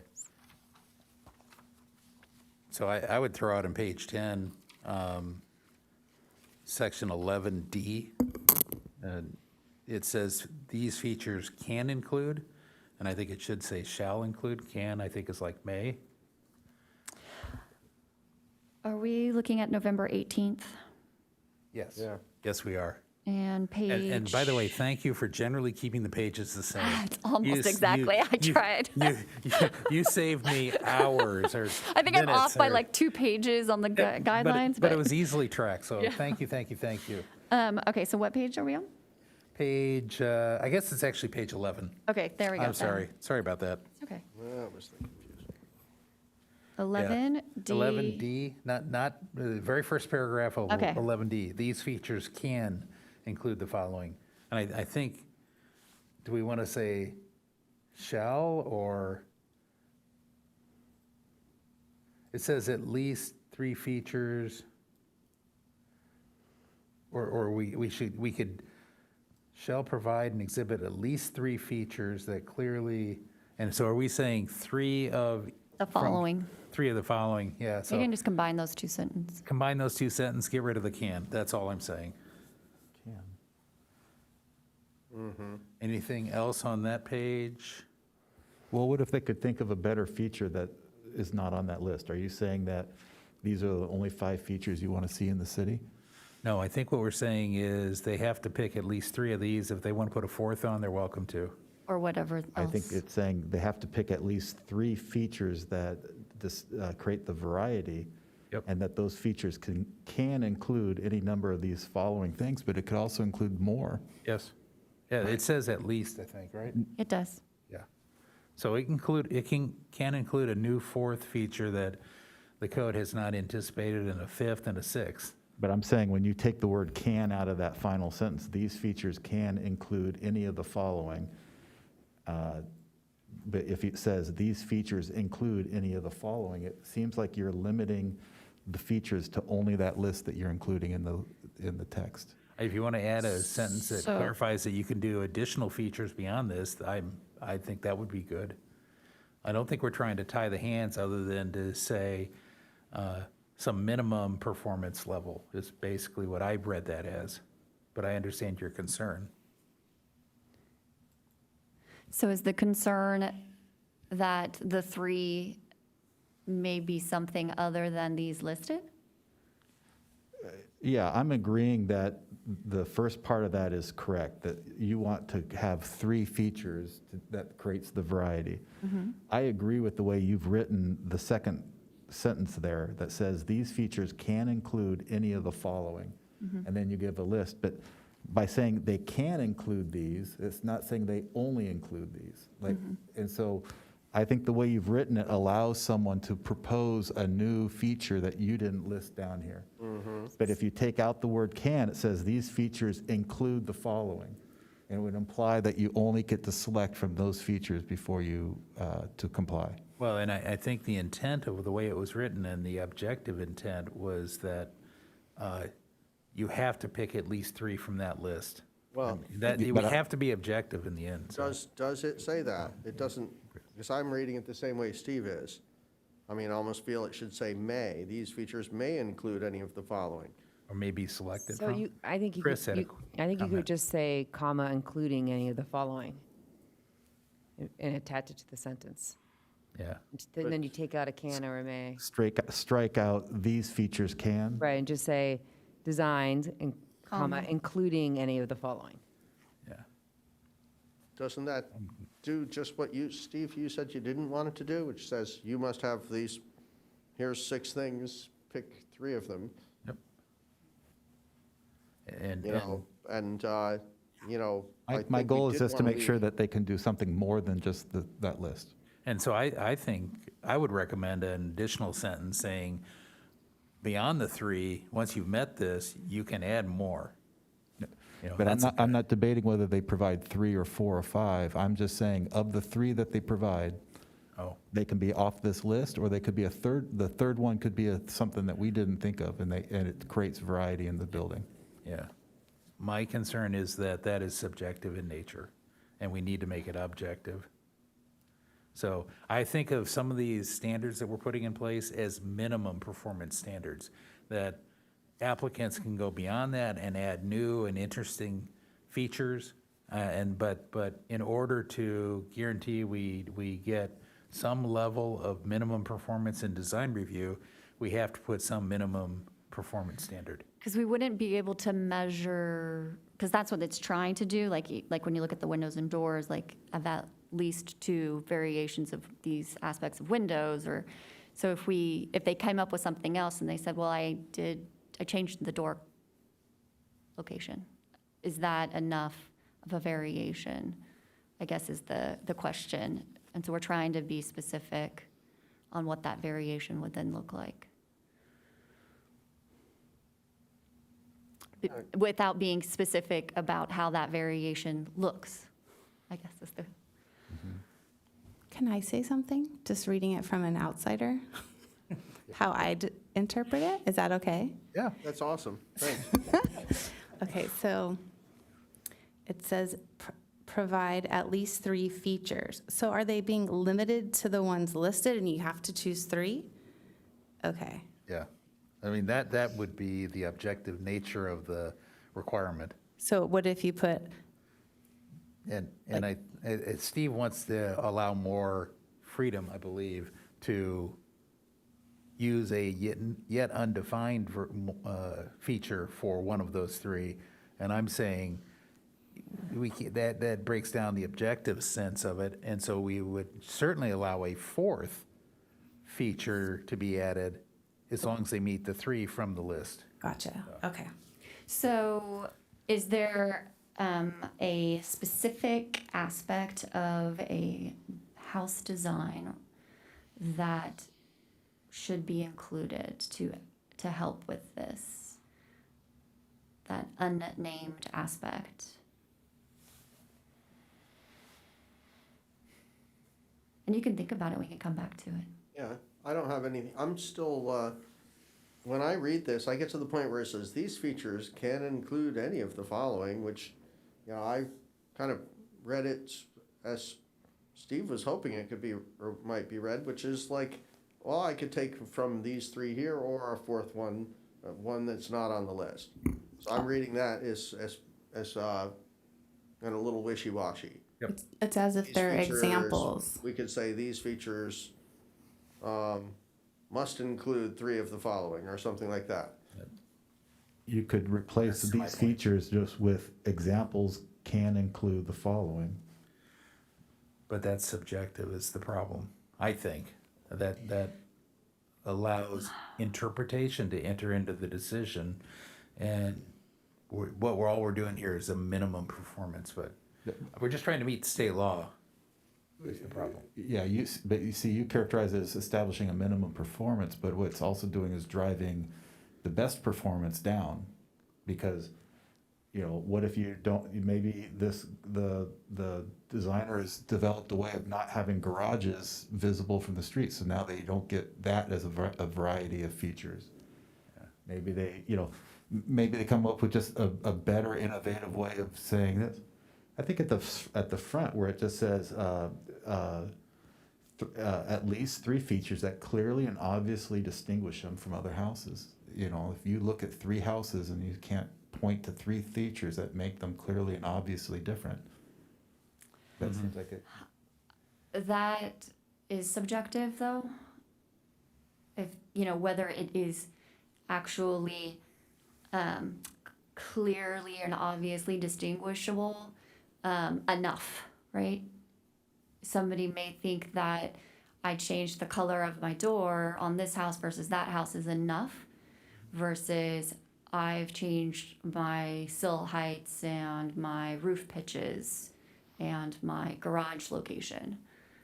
So the goal was to try to provide at least enough variety that they didn't have to change like the garage location as one of them every time, but rather it could be the material choices that added that variety, or the style location of windows. So that's the goal. Yeah, and my thought is a good architect designer is going to automatically employ at least three of these, and if they also have a fourth and a fifth and a sixth, that gives it a unique look between the various buildings, they will choose to employ that, and that would be wonderful. And all we're doing is through an objective means here is trying to go for the I'll call it bad actor or lazy actor, whatever you want to call it, who is trying to get by putting identical boxes down the street. So I think three is an appropriate number personally, so.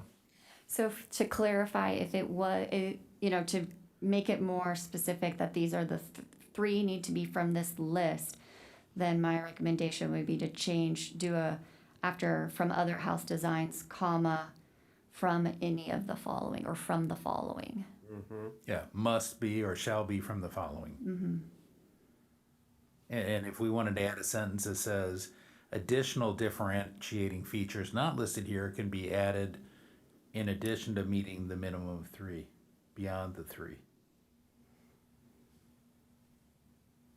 Yeah. So, Do we but need to say that, really? Or, I mean, I guess we want to make it clear that we don't just want the three. well, We want you to make We a don't, we nice just want the project. three, we want three. Yeah. we want a minimum of three. But, you know, we want them to I don't design think nice adding that projects. necessarily addresses my concern, so I wouldn't add it. You would or I would would not? not. Would not, add- okay. Add that. Well, Yeah, I think it's, less is more here. I want to, if we can, get moving, or Yep. I don't know what the consensus is right now. I liked Jennifer's suggestion where she was going to say, from the following, or how you phrased it nicely. Just less subjective, but what's already there. In Yeah, essence. I just, it's the sentence, these features can include any of the following, and if, Jennifer, I think you rattled off a good one. I just took it all out except for added the comma after designs and then from the following, or we could add shall be from the following. I think just from the following works though. From the following works. Fewer words is better. Yeah. Can we move to, anybody have something in D? Anything else? I have one more in D where it says flat and A-frame roofs should be avoided. And my question is that objective? Not really. Yeah. But you can't have a flat roof? No, that the statement flat and A-frame roofs should, not shall, be avoided. Yeah, Is that or is that not objective? honestly, I think that whole sentence should go. I mean, it's like, honestly, flat roofs can be ugly, they can be beautiful, A-frames can be beautiful or poorly done. I would strike it.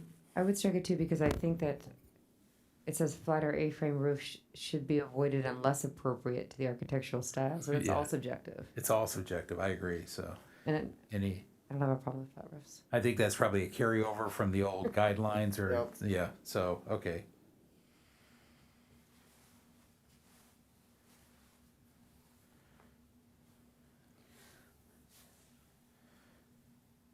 On 11, let's see, what is it? F, I, down the page.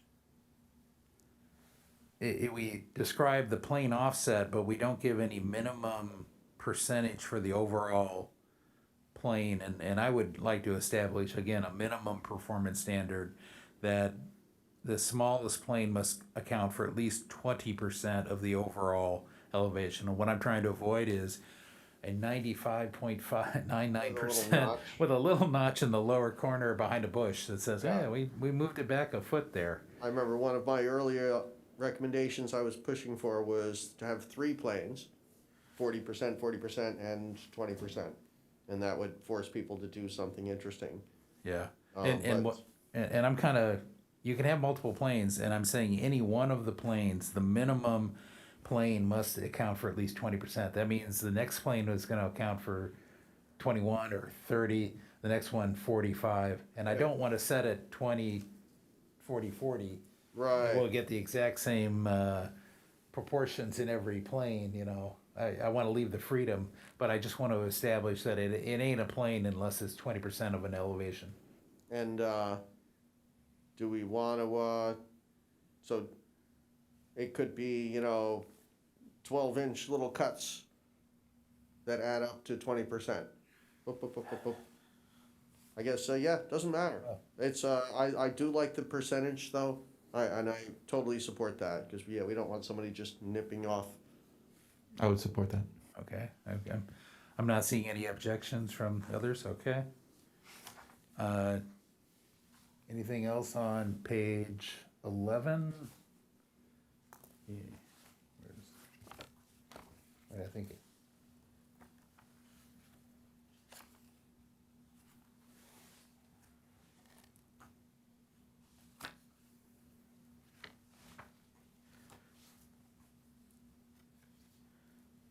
And 12-inch differences in planes, is that sufficient? Or, I thought 24 inches minimum. I think 12. 12, I got, the architect wants 12, where's the rest of the commission? I'm looking over towards our architects. So Steve says 12. What do you think, Susan? About the inset being 12 inches. We're looking at page 12, right? Page, I think we're still on 11 technically. Still on 11? Yeah. 3. Right, so about, scroll down a little bit to number F. F is in Frank. Oh. And there we are, the last one.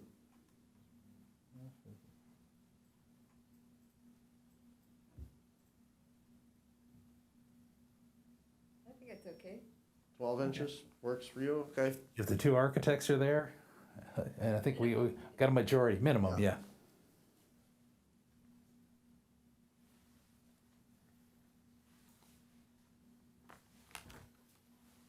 Okay.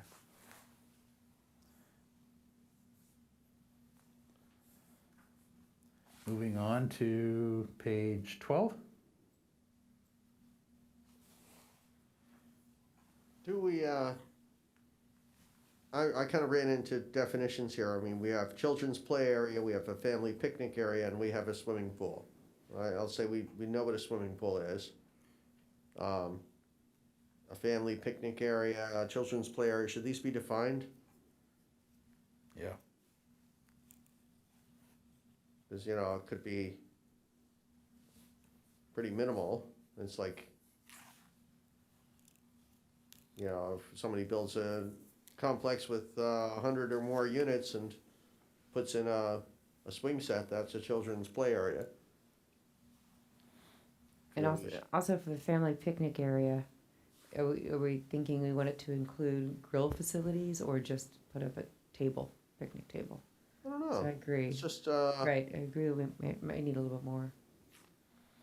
you know, the point of this, the objective design standards is that anyone is supposed to read it and know what to expect. And I read this and I don't know what to expect. Yeah. I can say, well, you gotta have this or this, and then you gotta have this and this. One or the two, or, yeah, it's, those two areas are just, I don't know exactly what they are. I feel they need to be fleshed out. What is a children's play area? What's an appropriate one for a 20 to 49 unit complex versus a 100 unit complex? And I would agree with doing that, and I would piggyback on that and put in some minimum square foot or minimum linear dimensions, kind of like we've done elsewhere in here, and have them scale to the different size project. I actually had one further suggestion, is that I really think we ought to define 2 units to 9 units and really put very minimal, but some minimal gathering area for that. Maybe, you know, obviously they could choose any one of the 3 if they wanted to, but they wouldn't be required to put them in.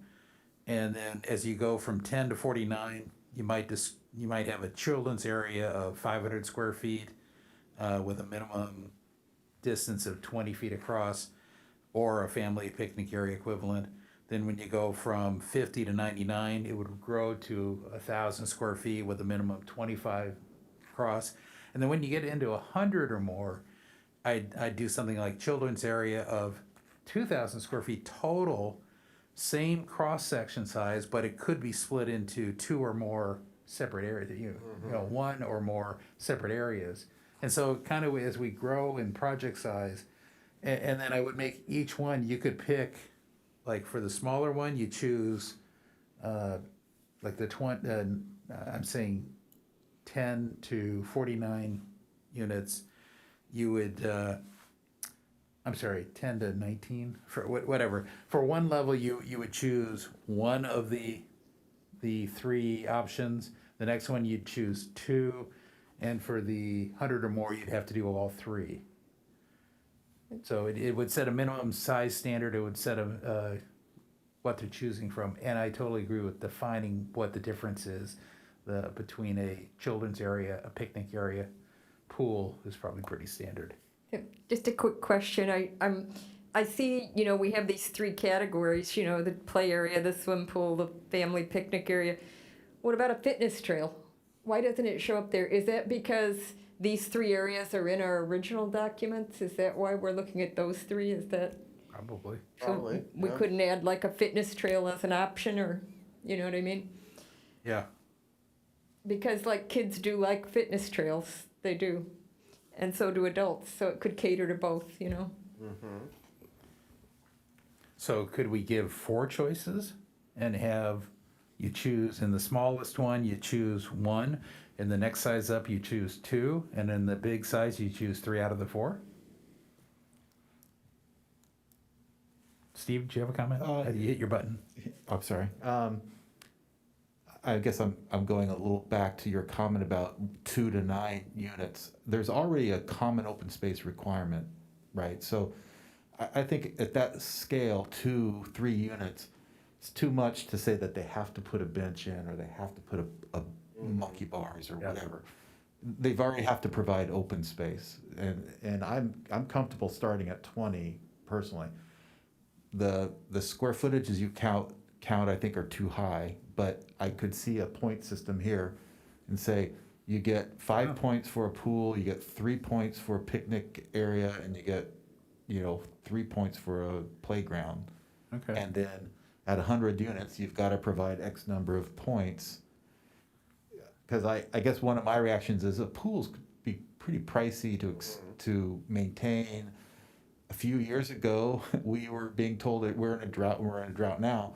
A few years ago, we were getting denied pools in Del Mar, at least, because they didn't want you to use the water. So now we're going to be saying you have to put a pool in, and we're actually not, we don't have the water. So anyway, maybe the pool's an option. Maybe it gets you a high number of points because it's an expensive option. I like that. I think the point system is brilliant for this one, Yeah. really. It's like, this came up in our first discussion here. And here I can see now, it's like, you've got 100 or more units, and, having one of each doesn't give you enough points. You have to put in an extra play area, or an extra family picnic area. What about a minimum size or more points for a larger play area or Well, fitness trail or whatever? let's Well, you say, could double up. Could you do 2 play areas if they were both 200 square feet? You got 400. You got double points. Yeah, right? that's exactly where I'm Which going. ties to what you were I'm saying picturing earlier. a table chart would work really well here, because it'd be a play area, of whatever, 100 square feet, of 300 square feet, of 500 square feet. Each one has more points. Yeah, I think it's another area where it would be wonderful if planning staff could come up with the point system. Okay. And part of my reason for defining down 2 to I said 9, but 2 to 19, even if we aren't requiring anything of them, I'd like to see that explicitly shown here, that you don't have to, the minimum points is 0, just so it's clear. As a guy who reads these a lot, it's really clear to me if my numbers don't show up there, I don't worry about it. My concern is the people sitting up here that are brand new and don't read them a lot, and they're, we go through with term limits, we have new people up here all the time. Yeah, I don't know, maybe I've been doing it too long, but I'm also with Steve. I look there, it's like, if you're not in one of those 3 categories, then this does not apply. So, I guess I'm concerned then partially that I wanted to move that 20 down to 10, because I think a project certainly with 19, 18, 17. I think 10 is reasonable. I'm thinking of some of the density bonus projects we've approved. But all of a sudden 10 units is- Kevin, think about the project we just approved. It was 9 units. If I happened to have had 1 more unit, Yep. would you expect a playground to be in the middle of that, or A small one. pool, or a? Yeah. I don't think so at all.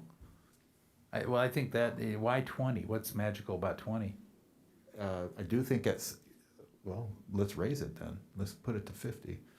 I'm being facetious, but at 20, you're starting to be a bigger scale project. But what we saw tonight, that's a small scale project.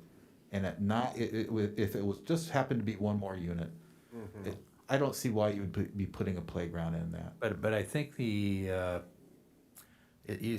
saying it's only 9 units in that a hypothetical example, 9 units. I don't want to talk about the project we did, but the point is the kids have to go somewhere and play or do something, and they're either going to be on the nearby sidewalk or down the street. So it is a accoutrement that you do want to encourage at some point. I understand single family, but typical single family has a yard to play in. Even a zero lot line will have one side with a play area.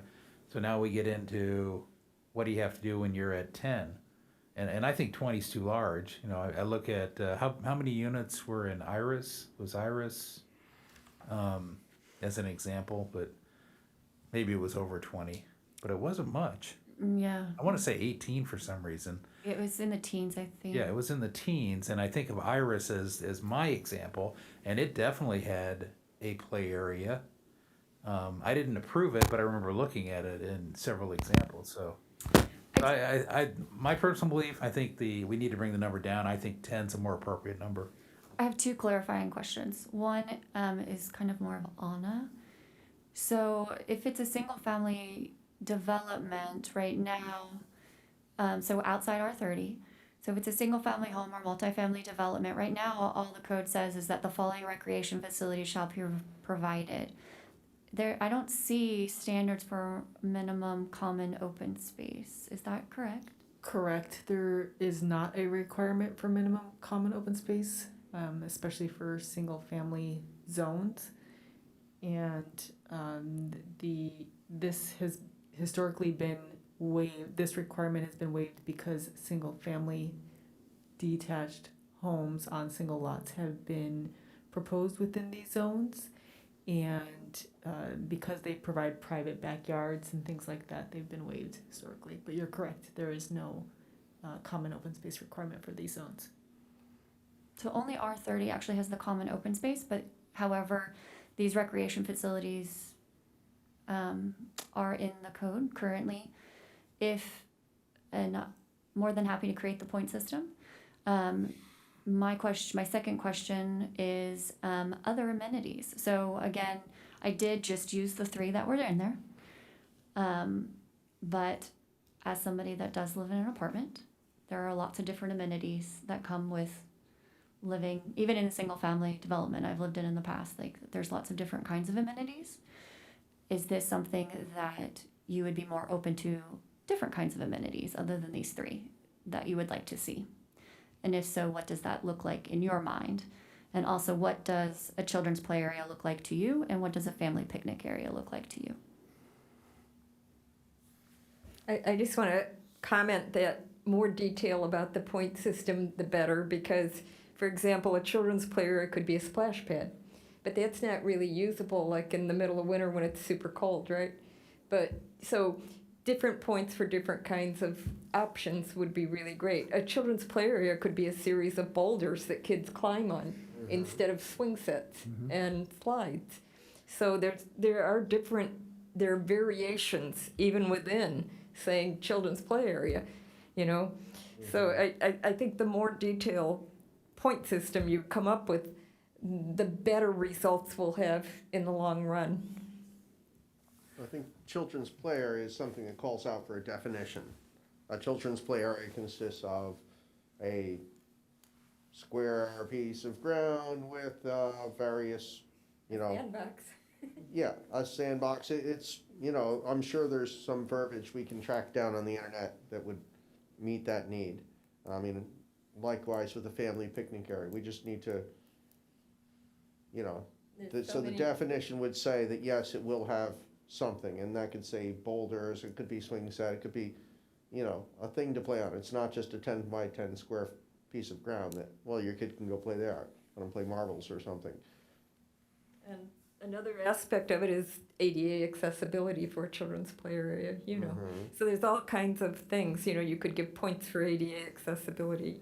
I think we almost kind of have to, if the definition comes up with a definition that people will say, oh yes, now that is a play area and that's a picnic area, and then I think we're almost kind of obligated to go by square footage at that point if we're looking to do objective standards. It's another aspect.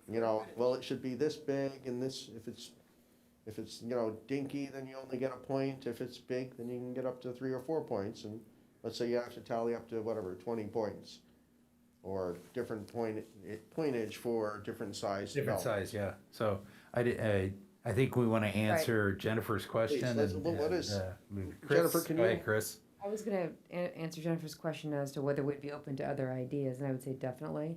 I can think of, off the top of my head, other kinds of amenities people might like. Whether it be, I don't know, maybe like a basketball hoop or pickleball court. I mean, there's all different kinds of amenities, athletic type amenities people would be interested in, the fitness trails. So I think I kind of think the more ideas, the better, and then that also gives the developers different options in order to meet their point requirements. I'd add maybe a trellis or a shade structure, gazebo, barbecues, bocce, or a sports court, bocce ball, fire pits. May I ask a question? A lot of community gardens come up on projects. Would that be something that Yes, would be in my mind. adding to this area? Maybe on its own kind of labeling or under one of these? Okay. I agree with having a point system with those options laid in there. I also support the minimum square footage. I think a basketball court, I would love it, I mean, personally, but that's 92 feet by 50 feet wide. But they have those. So that's about they have those 5,000 square feet right there. circle ones. Well, They you have do those half smaller court. Circle ones. Yeah. So, but yeah, sport court, I think, is kind of under that definition. Something sport court, pickleball court could all be one and the same, all in the same area. And that's probably a few hundred square feet, right, in just the proper surface. Yeah, and maybe they get more points if they're gonna invest that kind of land into a full court. Yeah. Or a half court. Right, So- and that new park off of Piraeus has that. It has a multi-use, and I think it could be used for basketball, pickleball, and a couple of other sports. Yeah. So I think the consensus I'm hearing out of the commission is that more than the traditional three possibilities, that there should be points assigned for each one. There should be probably some proportional points based on the size of each one. And then did I also hear that the score for the different classes of 20 to 49, 50 to 99, et cetera, would have different minimum point values that they had to achieve? Mm-hmm. I heard one yes. I've got general nods, so does that give you the direction?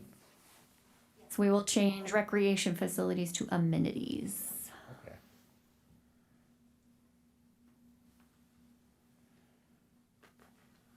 So, do we want to take a break? It's 8:15.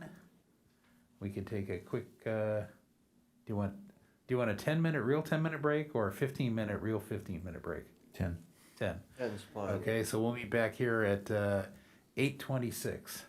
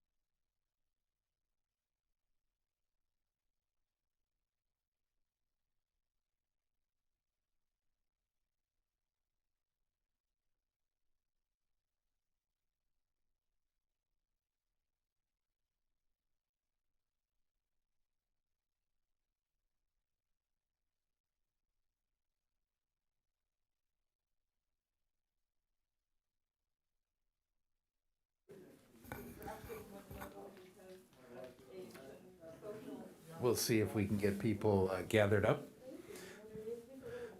And 10 minutes became 14. Yeah, my bad. Yeah. No problem. Okay, so we'll come back from break now. And continue. We're on page 12, I think. Yeah, 13. Oh, there it goes. I was just making sure IT was back.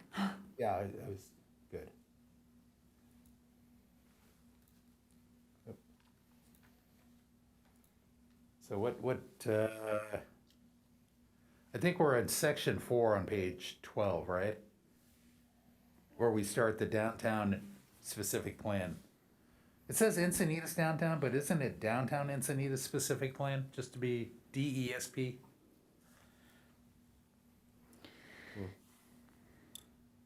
At least that's how I've always seen it referred to. It is. And this is one of those places where we'd fix the wording about, or add the clarification about superseding and where it's silent, et cetera. Okay. Any comments on page 13? What's the next page anybody has comments on?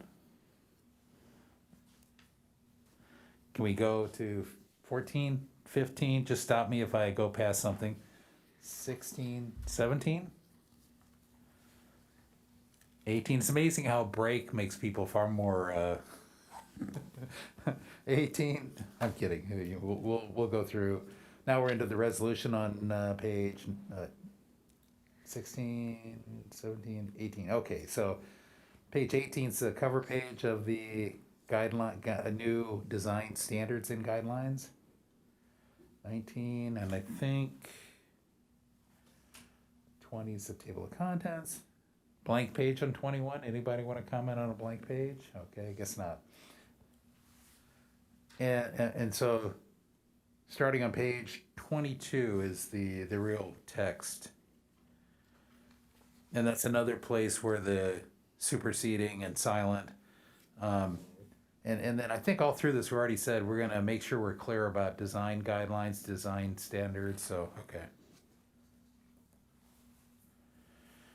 I'm going to keep moving. Anything on 23? 24? 25? I had a question on 25 about the application of all required information. Is that determined by staff or by the applicant? And what do we call that milestone when a project hits the application complete? So this is under SB 330, and what term are we? Deemed submitted is the term that we are using, and all required information is what is listed on the application itself. Okay. And Anna may expand upon that a little. I can, and that comes directly from the state law, which lists, I believe it's 17 items total. It's a checklist. And does staff say, yeah, you gave us all that information, or is the applicant believing they gave all the information that terms it deemed submitted? Staff is making the determination. Okay. So could we use the term deemed submitted in here? Would that be appropriate? I believe it would, consistent with state law. Yeah. Because it's, I never know what to call it, so I appreciate that. And I would argue, or I would suggest that we capital D, capital S, and kind of the same legal term.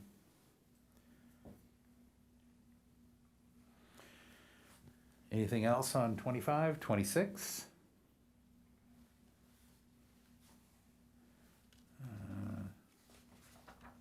Nothing. 27?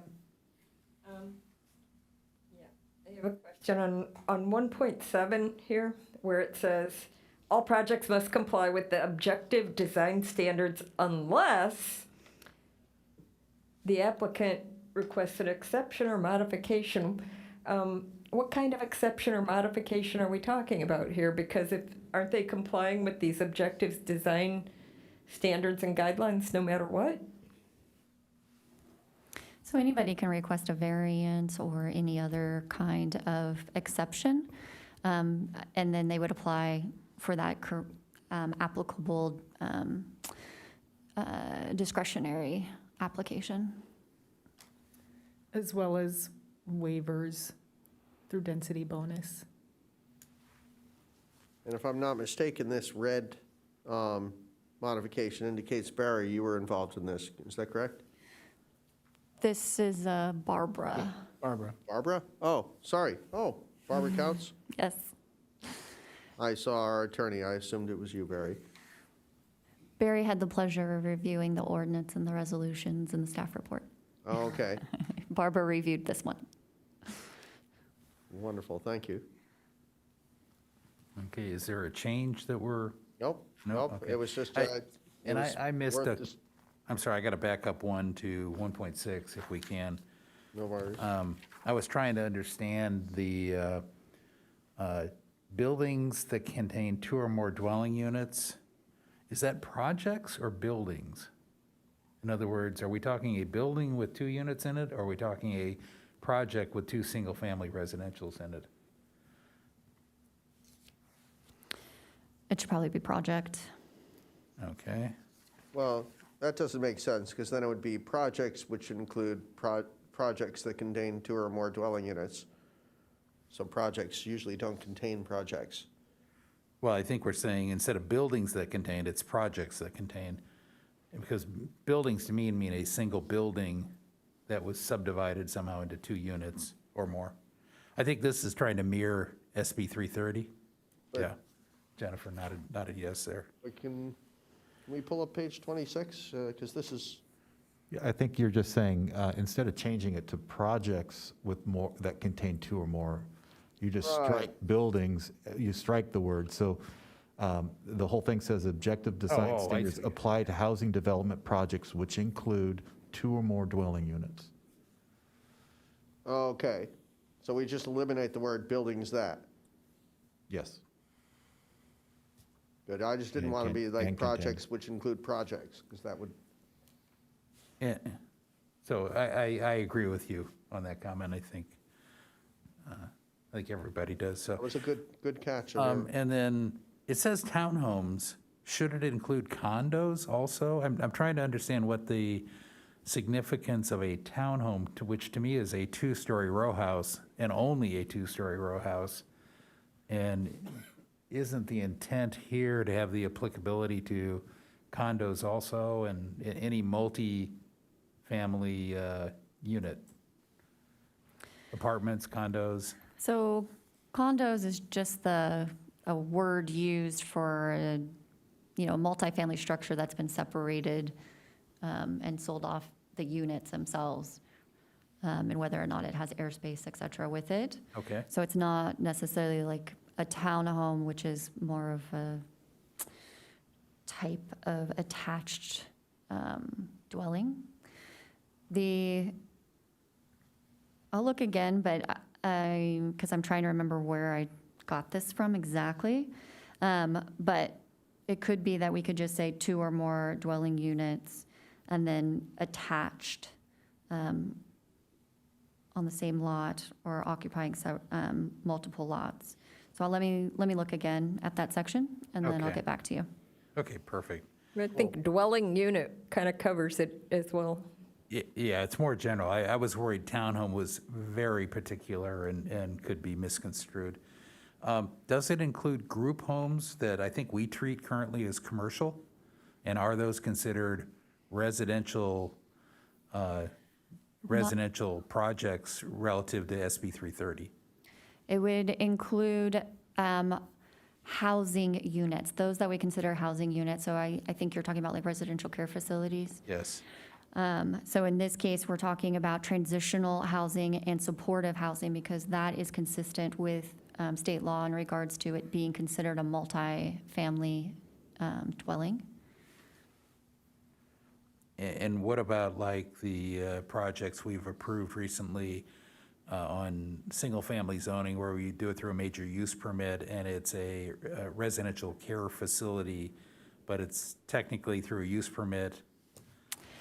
Would those fall under any of this design review? Are you talking about residential care facility like that, it doesn't consider the density, it's not a unit, right? Right, Belmont would be an Right. example. No, but the units that were recently approved in conjunction with one of those, right? Yeah, So yeah, that's those, separate. yes on those, but Okay. no on the group home, sorry, wrong term. Residential care. Residential care. Yes on the group home. Group It would- yeah, homes, okay. transitional, supportive, everything that would be considered a multifamily dwelling. Okay. Okay, that was my question. 1.7, I think there was the word request in there somewhere. Where did I?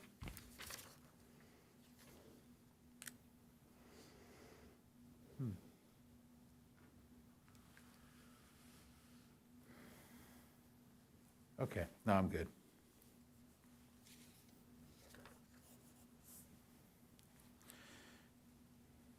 Page 28? On page 28, 2.1.2 is natural assets. I think it really should include view and sunlight as well. It's mentioned later on, but I think it isn't specifically noted here, and it would be a good idea. I would disagree with that. Yeah.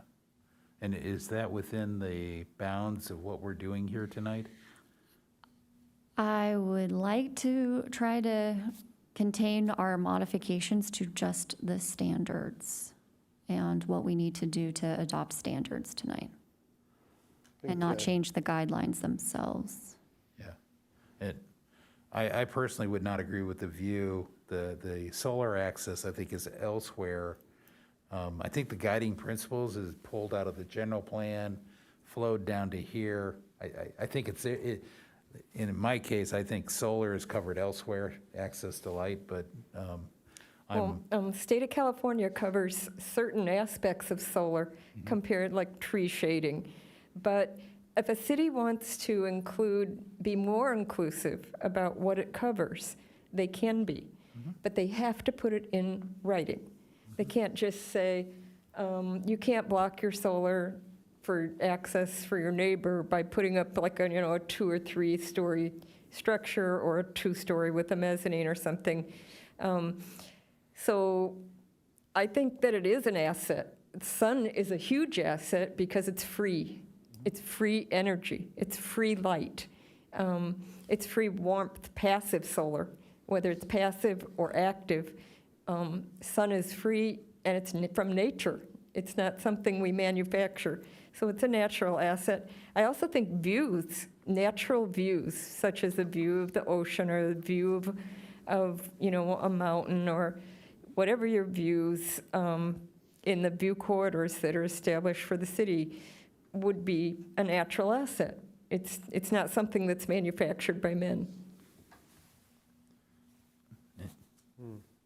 I think that's expanding the scope of tonight really broadly. And as it relates to views, that's not your property, and I don't think that's a whole nother discussion about your view right over somebody else's property. and I would attack it a similar thought, but a different approach. We're a planning commission, and we've been delegated from the land use authority from the city council based on the policy that they set. They're the policy board. We're more the implementation and review board case by case. So I think you're stepping out of our purview. My opinion is you're stepping out of our purview with that. I don't disagree with you, but I don't think we're the ones to change that. I think that has to come from the city council setting policy that going forward, what used to be just these assets now should include access to sunlight, access to views. So for that reason, I would not support that change, but.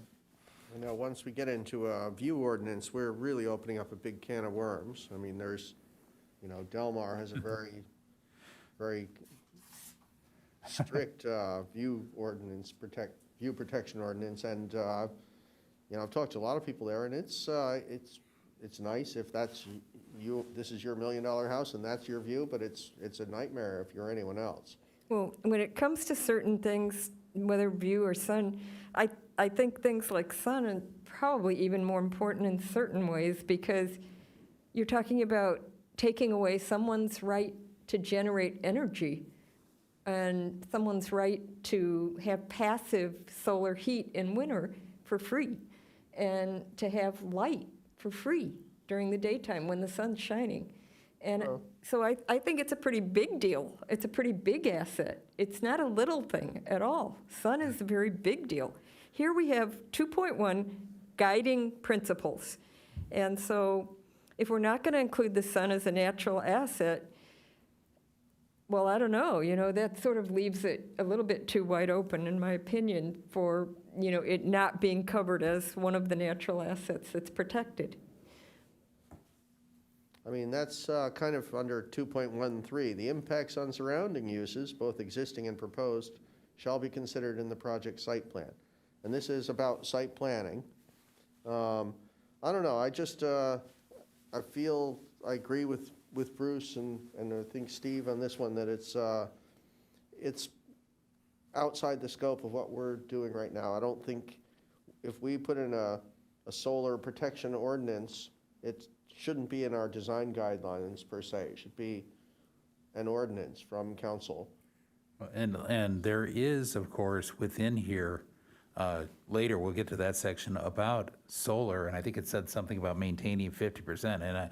And I do anticipate, and we'll join in on a very vigorous discussion about that section to improve it. But I think solar access, I should say solar energy access, is different than access throughout your property to sun everywhere, and it's also not a view ordinance. So, I can't support changing the guiding principles at that time. I think that is the job And I mean, of the city just council. looking forward to 2.1.5, impacts to significant views from surrounding property should be minimized. I think the guiding principles, this is going back to our early days. I don't think we should start tweaking this to add modern things. I think the solar, natural assets such as significant trees, rocks, blah, blah, blah. Well, The sun is also incorporated into that. I guess I can see your side of that, but I also know that we do have our community choice energy plan, and we do have the requirement for putting solar panels on new construction. And so if we require people to install solar on their new construction, but then we allow somebody else to shade it, I don't think that's But right. wait, There's somehow Correct me a if I'm wrong. conflict. We will address that in a few pages, but does it belong in our guiding principles, which seems to be kind of an overarching view of how we look at the world, which is we protect natural assets. My view might be different than yours. I would be surprised if we agreed on every single thing. That would be a little freaky. So it sounds like we've got consensus to leave as is right now.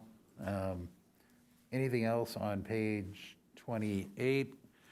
I had comments about the red, where it talks about the objective design standards apply to housing development projects, but don't they also apply to commercial? I don't want to imply by not being silent on commercial, these same design review guidelines and standards would apply to commercial projects. True? The standards apply to the mixed use, not commercial. Guidelines would apply to commercial. So this is where your capitalization comes into play? Yeah. So in the definition, in the municipal code definition section, it will say design standards are applicable to housing units of two or more and et cetera. Right. Yeah, the SB 330 type definition. And under capital design, capital guidelines, it would say these apply to all projects. Okay. On 2.1.3, that word is considered, I don't think it's appropriate, because considering it's too subjective, in my opinion, it should be something like evaluated objectively.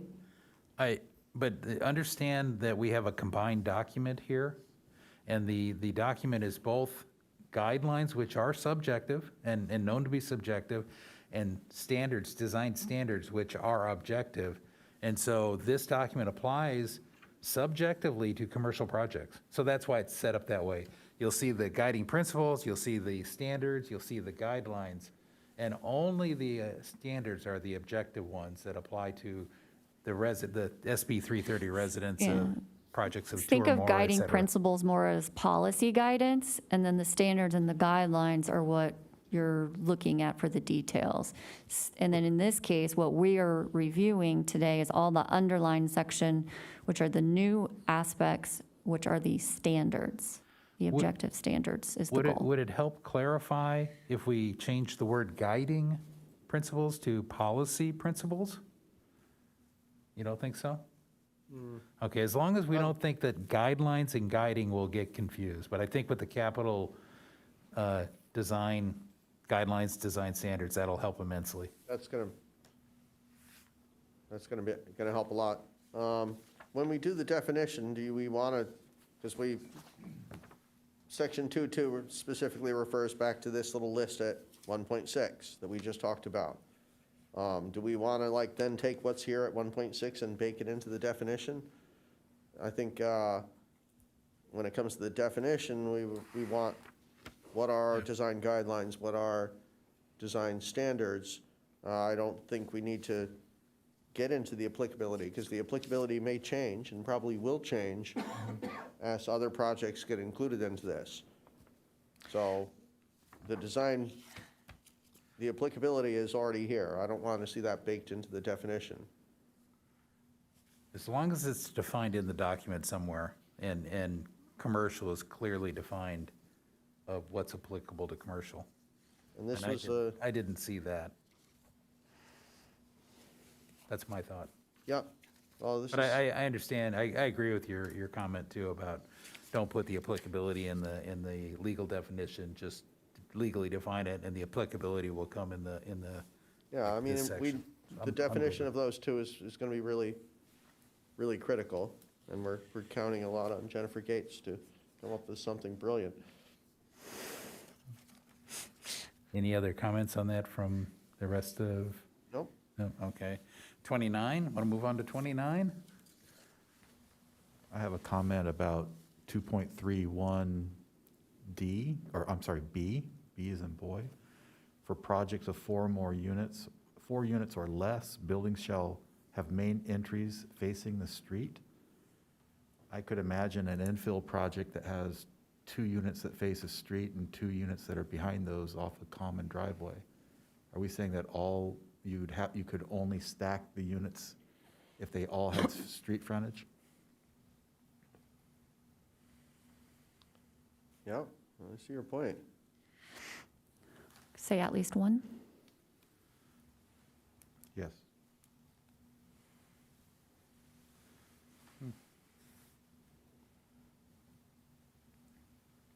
So for projects of 4 units or less, buildings shall have at least one main entry facing the street. That would Love be it. good for me.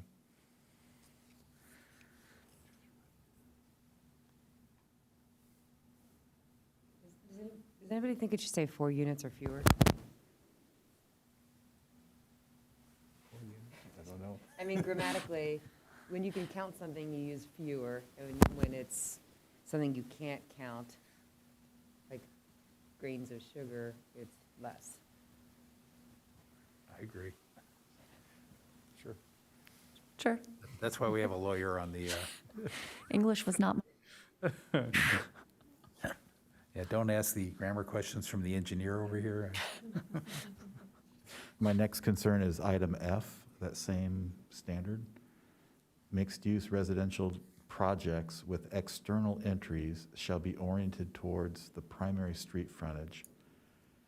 So would this be an apartment building with an exterior corridor serving the units the units come off that corridor, we're saying that that corridor has to be on the street side so that are those the external entries we're talking about? Or are we talking about a potential lobby that serves all 20, like the lobby of that building should face the street, but the external entries should maybe be off an interior courtyard.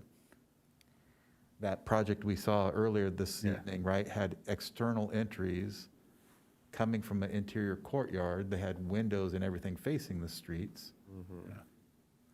That seemed reasonable. I'm not sure.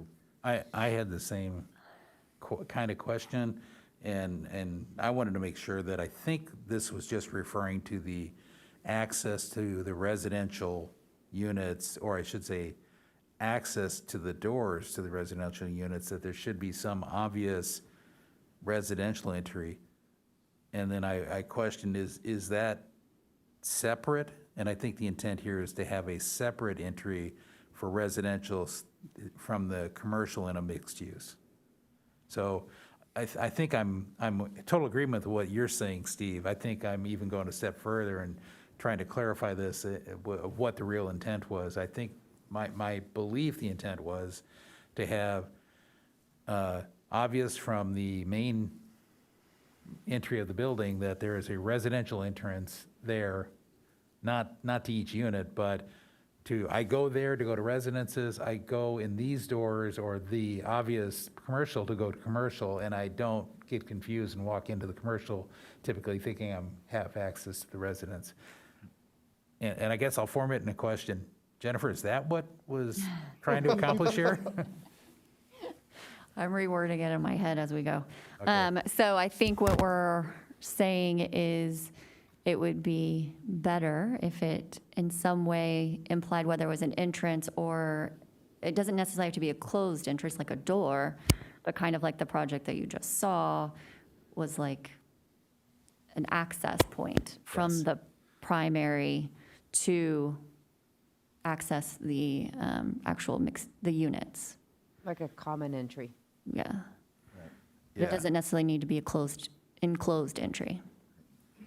That's the word I was looking for. Yeah, I like the term access point, and I would call it the common residential access point. Is shown, and I put a requirement that it shall be separate from the commercial entry points. And there should be at least one. And there should be at least one, yeah. On the street side, I think is what we're saying. So you don't go in the alley to enter the residential complex and come in the front door, the front side, the street side, to go into the commercial. No, they both be shared from, and like in the project we saw tonight, as in a generic example, there were two street sides, so in that one would be you could put residential on one street and put commercial on the other, which is, I think, what they did. If I can also kind of add my thought process in this one, I know that there's another section that talks about when you have a straight frontage and it's, let's say, a side of a building or a rear, the idea of having an entry is kind of having that pedestrian scale, or, not completely making it look like a side of a building or a rear of a building. So that's also kind of how I'm reading this as well, in the intent of it.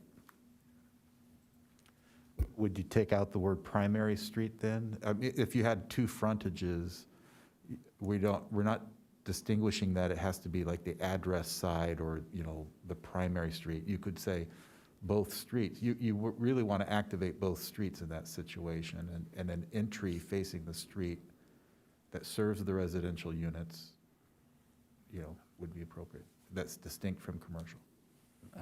Anybody else agree? I agree with that. We could take away the word "the primary street" and change it to "a primary street." I think we have to reword the whole thing probably, right? Because There's only one primary street, so the other would be a secondary street Gotcha, okay. typically. But I think the other issue that we're distinguishing between external entries and internal entries, I think was. It's going to be, It's misleading down a different Yes. path, right? We just want to say the primary residential entry should be distinct from commercial and face a primary street, or face a street. And I think Chris helped us with the word common residential access point as differentiating from the entry to individual units. And that way, it says you should have at least one common residential access point that would drive the traffic off a street.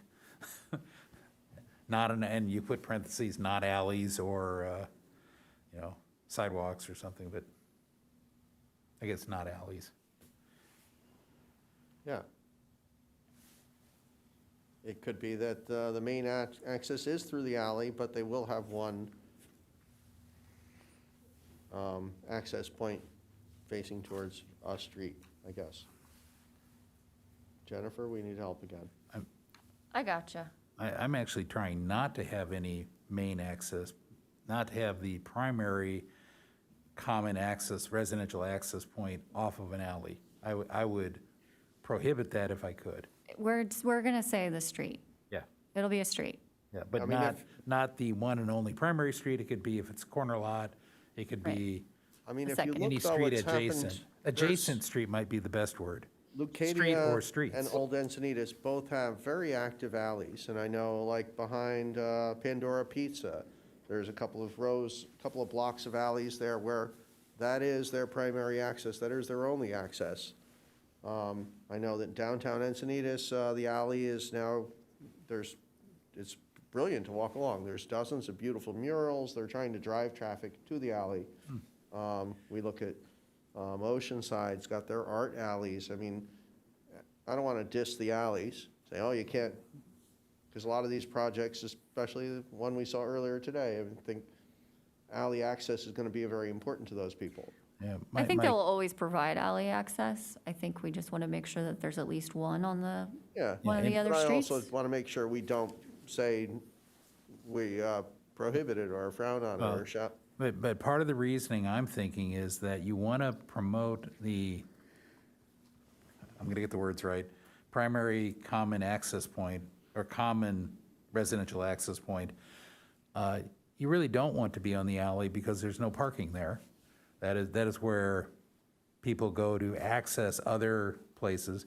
You want to put it on a street where the visitors, and I'm thinking visitors primarily, because they're the ones, when they walk up cold to a project, they need to look at it and figure out geometrically or feature-wise, that's where I go to visit my friend.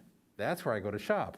And so putting them in an alley, they can't park there, so, they're gonna drive up to the address on a street, and then they're gonna look at the building, go, where do I enter? And then they'll park and go in, and that won't be as natural going in an alley. So I actually, on new projects, would not support. Devil's advocate, just behind the market space, which we discussed earlier, is a row of houses in whose only access is the alley. The alley is their street.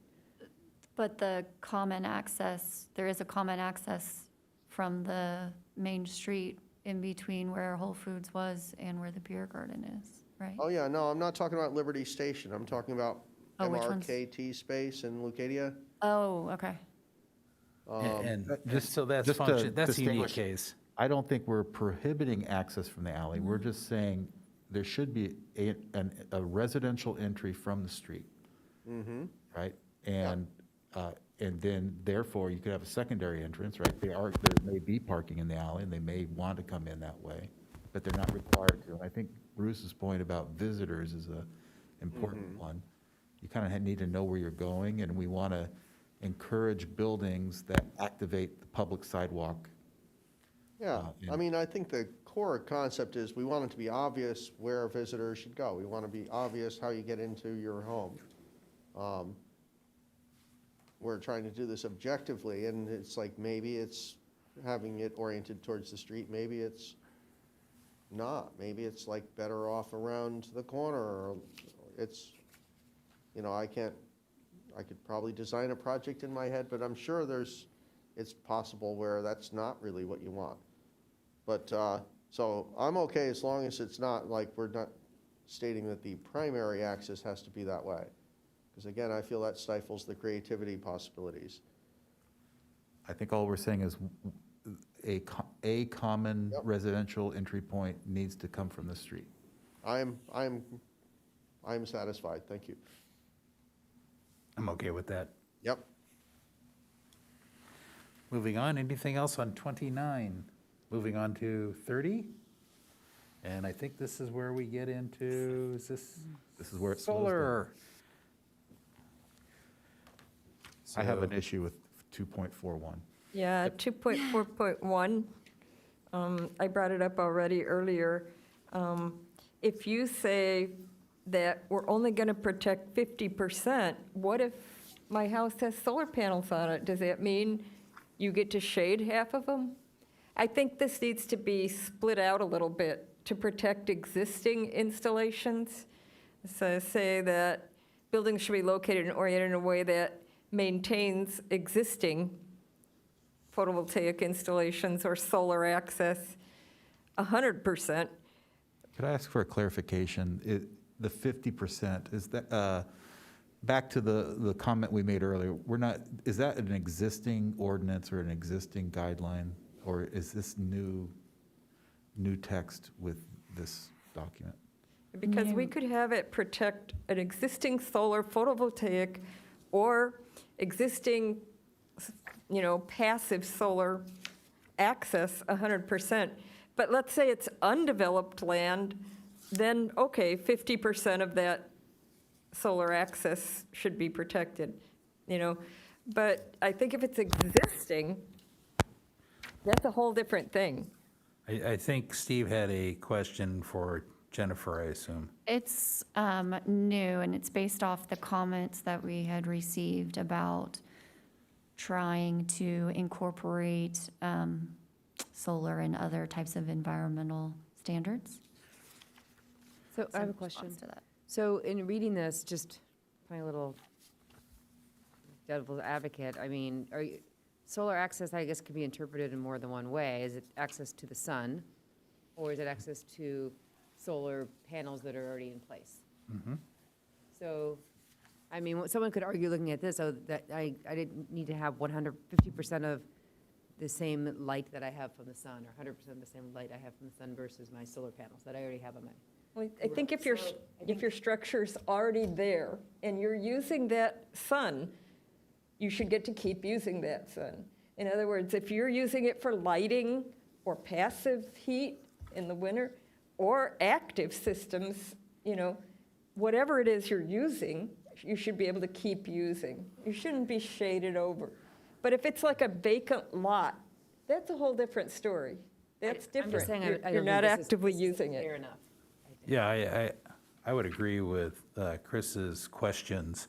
I'm not sure what 50%, why 50%, why not 100%, why not 0%? And are we talking, what is solar access? Is it at the first floor level at the southern property line, so that at the lowest angle of the sun in the winter, that you've got a projected, what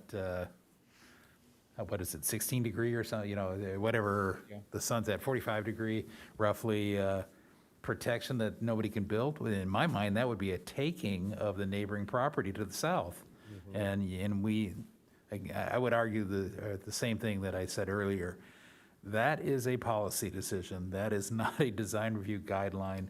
And I think that is well beyond what we are discussing here tonight. So I'm concerned about this section. I support this in concept, but quite frankly, I think it has to occur up above at 30 feet and at whatever angle off there, because we have certain vested rights. Most properties have a vested right to close to 30 feet. And so I wouldn't support the way it's worded right now. I'm just not quite sure what I would support yet. Would you support striking it until a better? I don't know. I came in here hoping that our brilliant architect or lawyer would come up with something really cool and I could get behind it. So, but I'm at a loss here. I concur with a lot of what you say, Bruce. Yeah. I could see a situation that someone has a big backyard, and instead of putting their solar panels on the roof, they decide to put them on the ground in their backyard. And is it reasonable to think that we will forever protect the light access to the lowest level of their property? Well, and are we talking about structures only? Or are we talking about plants, trees, Torrey pine trees, tall, 30, 40, 50 foot. I went through this exact thought process with my personal solar installation, and I only put it on my upper roof, and I put it closer to my northern boundary.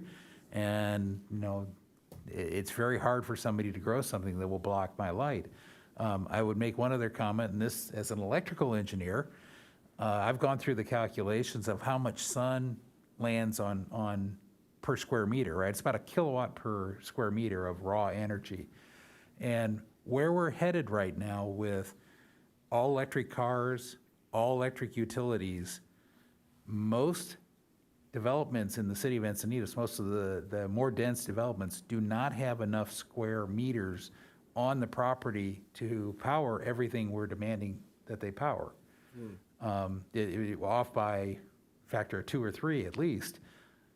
Half acre, I could do it, but I'd have to put solar panels all over my property. So this is such a big issue that we're talking about here. I think lacking any novel idea tonight, I think this is a question that I would throw back to council to help us with, set a policy, which I think they're headed towards, because many of the associated policies are driving us to a certain to lower carbon footprint and more use of solar. But I don't think this is the venue to start it. I don't think we have to worry about trees, because that's already covered in California law. Yeah, trees, you cannot plant a tree that's going to grow like 50 feet tall and expect to shade somebody and not have a repercussion. That you can make them cut that back if it does grow that tall by law. It's already a law. I haven't seen that, but If I may interject, I did speak with our building official at one point when this came up before, and we probably should seek his consultation again, but it's my understanding that easements need to be in writing and recorded for solar access in order for a city to be able to implement it. And that's just kind of paraphrasing, but I'm sure there's a lot more detail to it, so I would suggest that if we are going down that path, that we involve the building official and maybe also our attorneys looking into such requests. okay, and that fits. I'm writing down some of the recommended actions that we'll adopt tonight, and so my suggestion when we get to that point will be to ask City Council for policy guidance on solar and sun access laws, and leave it off our plate for tonight, because I think we're down in the weeds of shalls and shoulds, not up at the big picture, which I support, but in this case, I don't think it's the right place. So do we recommend leaving 241 in, striking it, or modifying it? Striking it until it can be refined. Yeah, I agree, since it's new in particular. Strike. I'm good. Okay.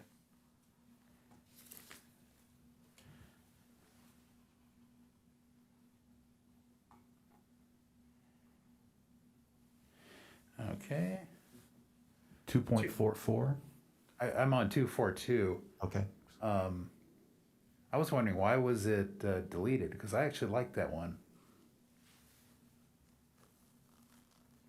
Was it too subjective? Is that why it got chopped? It was red, so that's Barbara Couts. Is that how the Some are the actual, she put comments, and then RRM and or staff went in and made some of the Okay. modifications. I'm checking just a second.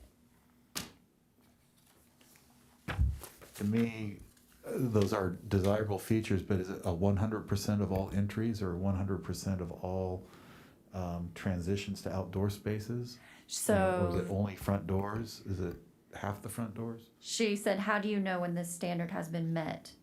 And this is exactly the kind of standard that was recently called out in court. Okay.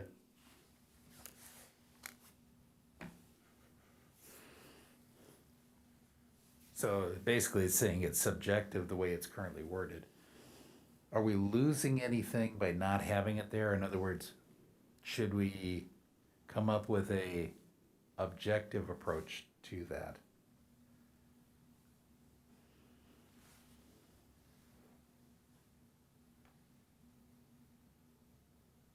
I guess we do have, we talk about porches, 4-foot wide and 6-foot wide shared use porches, and that's about it right now.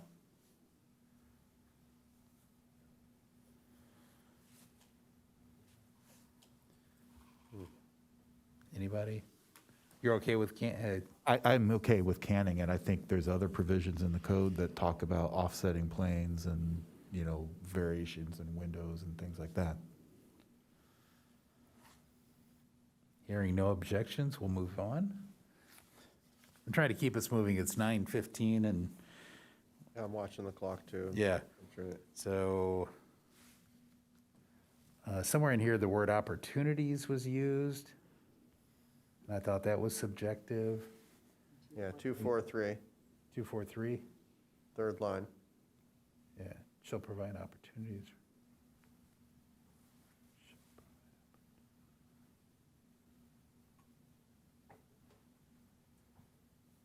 Well, that passed the Barbara test? If it did, I'm good with it. Yep. And is that a taking? Are you saying that a private development has to provide public amenity on their site? Wait, say that again? You're saying that a private development has to provide a public gathering space on their site?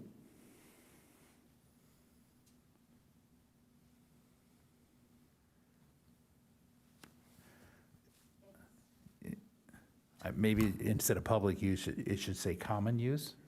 Is that's the intent? I read that as common use, and maybe I read that wrong. It does say public, so I think you got a good point. Yeah, so it's in regards to corner lots where they're providing that visibility triangle. So this is the one that we talked about before where you guys asked for that specificity, that we're talking about the visibility triangle. And that it would provide opportunities. And this is similar actually to the design guidelines that are in some of the specific plans for treatments on corner lots. And it's just a matter of providing those access points and/or spaces, enjoyed spaces. This was also brought up during the Planning Commission City Council joint session about trying to create ways to treat those corners. So the one we did tonight was the mixed-use residential development on a corner lot. And it would seem strange to provide an opportunity for the public to go into that space and use it for dining and gathering. I think we're only talking, or this is intended to only talk about the corner where they're not normally allowed to build a building because of the visibility triangle. Okay. Correct. Corner Right. plaza. right? Correct. Which is a good thing to have, but are you able to require that they dedicate, that they use their land for that purpose? What if they just wanted to put landscaping out there and make it look nice, but you can't stand in it, or, Yeah. I'm with you. I think the portion we're trying to add to the municipal code defines the visibility triangle clearly, right? And you have to do it. And you can't build anything there that would block it. And to try and say you shall do one of these items on that area, I don't see how I don't see what how we got there, how we objectively are doing that. I would be okay with striking 243. Was it fulfilling something that, a guideline or something? You're trying to give public use space? Right, so there are, I can pull it up. There's specific guidelines in the specific plans in regards to treatments of corners. And that was working with that, as well as the guidance that was provided at that joint city council planning commission meeting. And I can't remember what project was specifically referenced, but talking about the activity that was occurring on a specific intersection, street, that made it more enjoyable for the public. And so this was trying to Yeah. provide guidance on Right. that. Might have been the lofts at Moonlight. right where Lofty Coffee is, kind of rounded off, and it's outdoor amenity. Yes, they did the dining on the, is that the one that has the dining on the corner too? Mm-hmm. And I don't think we want to strike it in its entirety, because the first section, mixed use on corner lot shall incorporate architectural features on both street elevations. That's kind of important. It's, I think and shall provide opportunities for public use. And I think I might have even been the one harping on that back at the joint meeting. Because, I mean, especially when we deal with large mixed-use projects, you know, there's the residents go in and out. It's like if it's a little apartment building, the only people who go in are the people who live there. If it's a giant piece, then people wander in, wander out. They're looking for their friends. Is this where they live? They actually have access to the outdoors. It's like if they don't have those opportunities, then basically it's a gated community.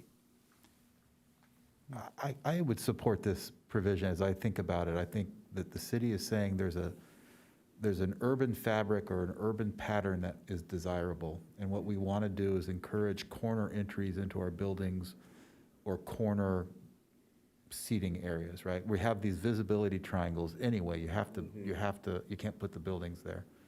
So Activate it.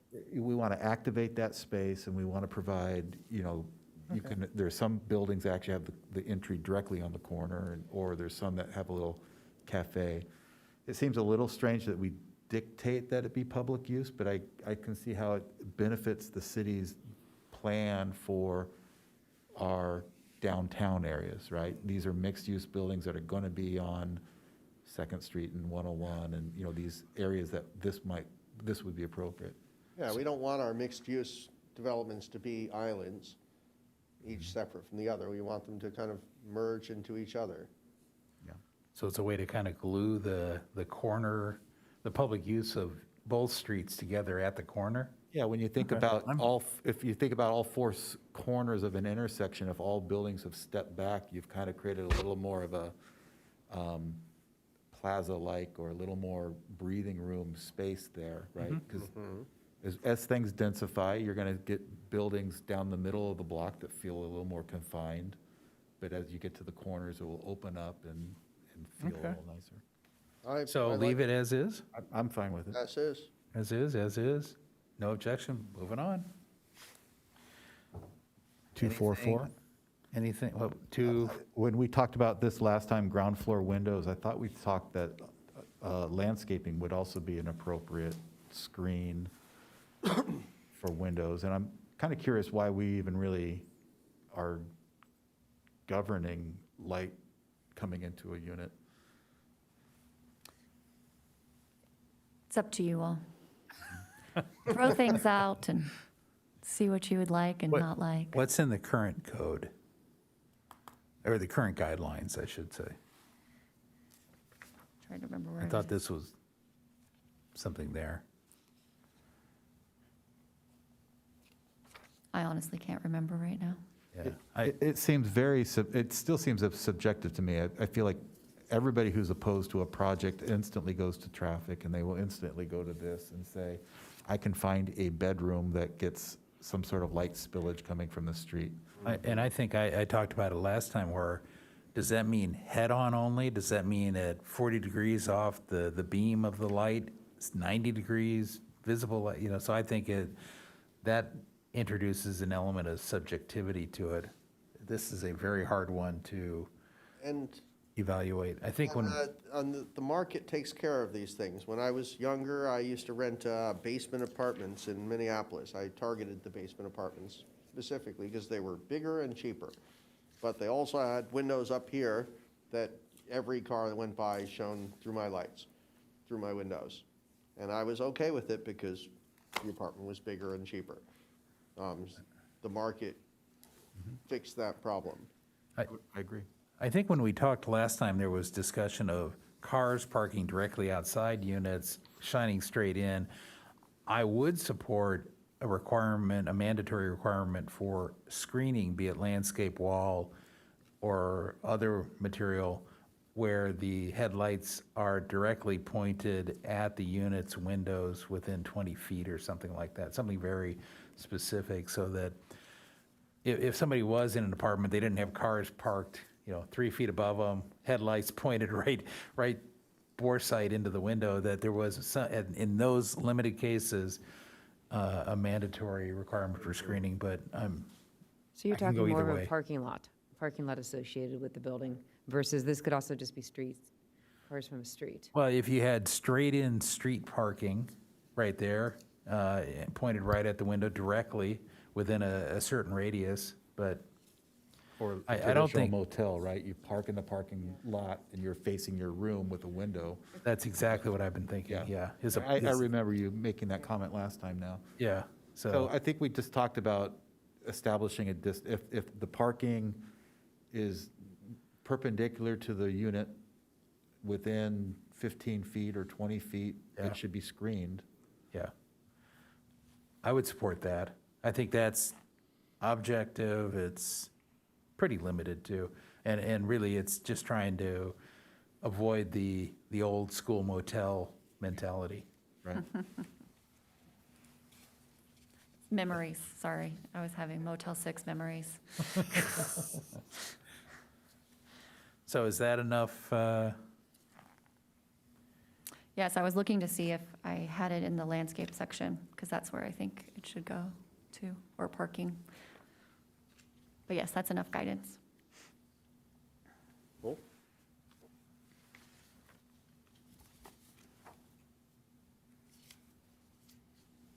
What happened to poor page 31? That darn picture. Oh, And are we going to get, I guess the discouraged and encouraged is part of the guidelines every time, all of them, okay.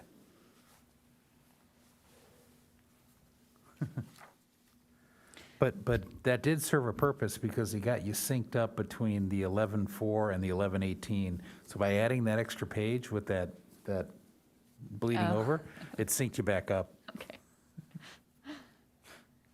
I thought it was intentional for that reason. Oh, I'm not that clever. So 32, 33, 34. Any comments on the guidelines for views? I guess that we're really doing objective here. We're on to 30. So these on page 34 and 5, are these guidelines or standards? What are we? these are guidelines. Okay. I recognize them. Are these new guidelines or are these, I don't see any underlying? They're existing. Yeah. And could we label, like, under the views, that these is a guideline section, and that there are no standards? Yeah, I think when this gets buttoned up, there's going to have to be some graphic design to help differentiate one from the other while keeping them together. But I'm pretty sure the city can handle that. I'm not quite sure what you mean, but, I'm saying that, so like, right now, it's like, it's guidelines, then standards, then guidelines. I'm saying, right now, this format that we've got here is obsolete, especially since we're going to be inserting standards within the guidelines. So it's, in terms of some graphic design, maybe this has to be reformatted, and then there'll be like little boxes with like, and here's the standards that you must follow. Or maybe the guidelines end up, it depends which one takes up more space, but it needs to be, someone who understands graphic design should make this so that it's a readable document. Because right now, it's, as you pointed out, it's like you're reading and you're like, wait a minute, is that? I can tell it's a standard because it's not, because I can tell the standards because they're underlined, which means they're new or changed. But as you point out, you can't tell from page 34 whether that's, yeah. And since we're saying the applicability is unique for the standards, that's why it has to be so clear throughout the document. I was trying to think of a different numbering system. But for example, on 2.54, where it says projects should that would be a standard, right? Because of the use of the word should, or no? No, this that is would still actually part make it a of the guideline. That's a guideline. guideline Yeah, still? the guidelines, Okay. by definition, as soon as they become subjective with some judgment in them, they have to be guidelines. That use of the word should, supposed to be objective, but in this case, it's an objective guideline. No, should would be subjective, Should, because yeah. should is optional. Shall is- I guess, between reading, in my professional life, reading contracts and writing engineering specifications, it's been drilled into my head, must, shall is required, and should, may is optional, and so therefore they are discretionary, so. But in this case, it says projects should be designed to preserve some of the significant views. Shouldn't we strike that word "some" because shouldn't we be preserving significant views? I mean, if it just said should be designed to preserve some views, okay, I'd be okay. Some view is some view. But a significant view says to me that it's something we really want to preserve, so I don't know, I'm confused by the verbiage. And it only applies to non-residential projects. It does not apply to residential projects of two or more, help me, Jennifer, and anything that has to be judged under objective requirements. So this view guideline today does not apply to most residential projects based on SB 330. Unless it has to do with a coastal development permit, and it's a coastal public corridor. Okay, I agree, yeah. I would prefer at this point to avoid editing any of the existing design guidelines unless we must. Because this is our history. This is like the design guidelines that we've worked with for years that function well, but are subjective. So we're trying to eliminate that. But if we start diddling with it now, then we're going to lose the historical perspective. We're not going to understand why things are as they are. So even while it is, should be stronger or could be changed, I still feel it shouldn't. I agree we shouldn't be messing with those, but it's the standards that are the objective Standards standards. are So objective, yes. the guidelines are going to be subjective, but that's not the Yeah, intent the tonight. guidelines could be objective as well. Some of them are. But I just don't want to see them edited at this point. Yeah, if we have a new shopping center come in here and it's made up of two or more buildings and it has a significant view through the middle, we can very much within our right to use section 2.5 to mass the buildings accordingly. Or if we had a hypothetical project near the lagoon that had one big monolithic building, we could theoretically break that in two using this guideline as part of the design, if it was subject to design review, which it would be. So we want to keep this intact because we do use it on some projects. My next issue is 261, Yep, I agree. 35? 35. Go ahead. If this is applying to mixed-use buildings, and we just saw one with a 0 setback, how would they ever provide a buffer between properties? And so I guess I'm suggesting that this landscape buffer only apply to projects that are required to have a setback, right? We have some projects that are allowed to go to 0, a 0 setback. And then we have other projects would be allowed to have a 5-foot setback, which is a pretty minimal setback. There's got to be some expectation in those neighborhoods that there's not going to be an exorbitant amount of buffer between different properties. All right, yeah. It's like Cardiff is that way throughout. It's like,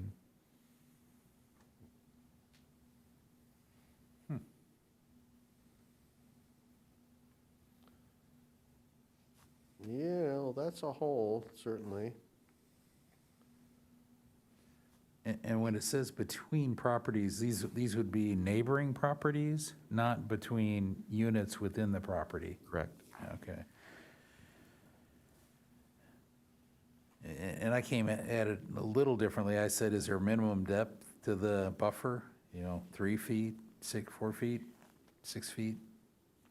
Well, it seems like that's what the setback is there for, right? I mean, we dictate the required setback from a side yard, say, right? And that's intended to provide some distance between buildings.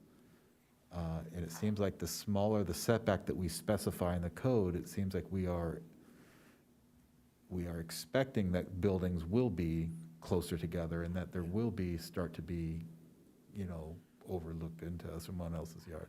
So I differentiate setbacks as being more air gap and buffering being more landscaping or vertical sight line.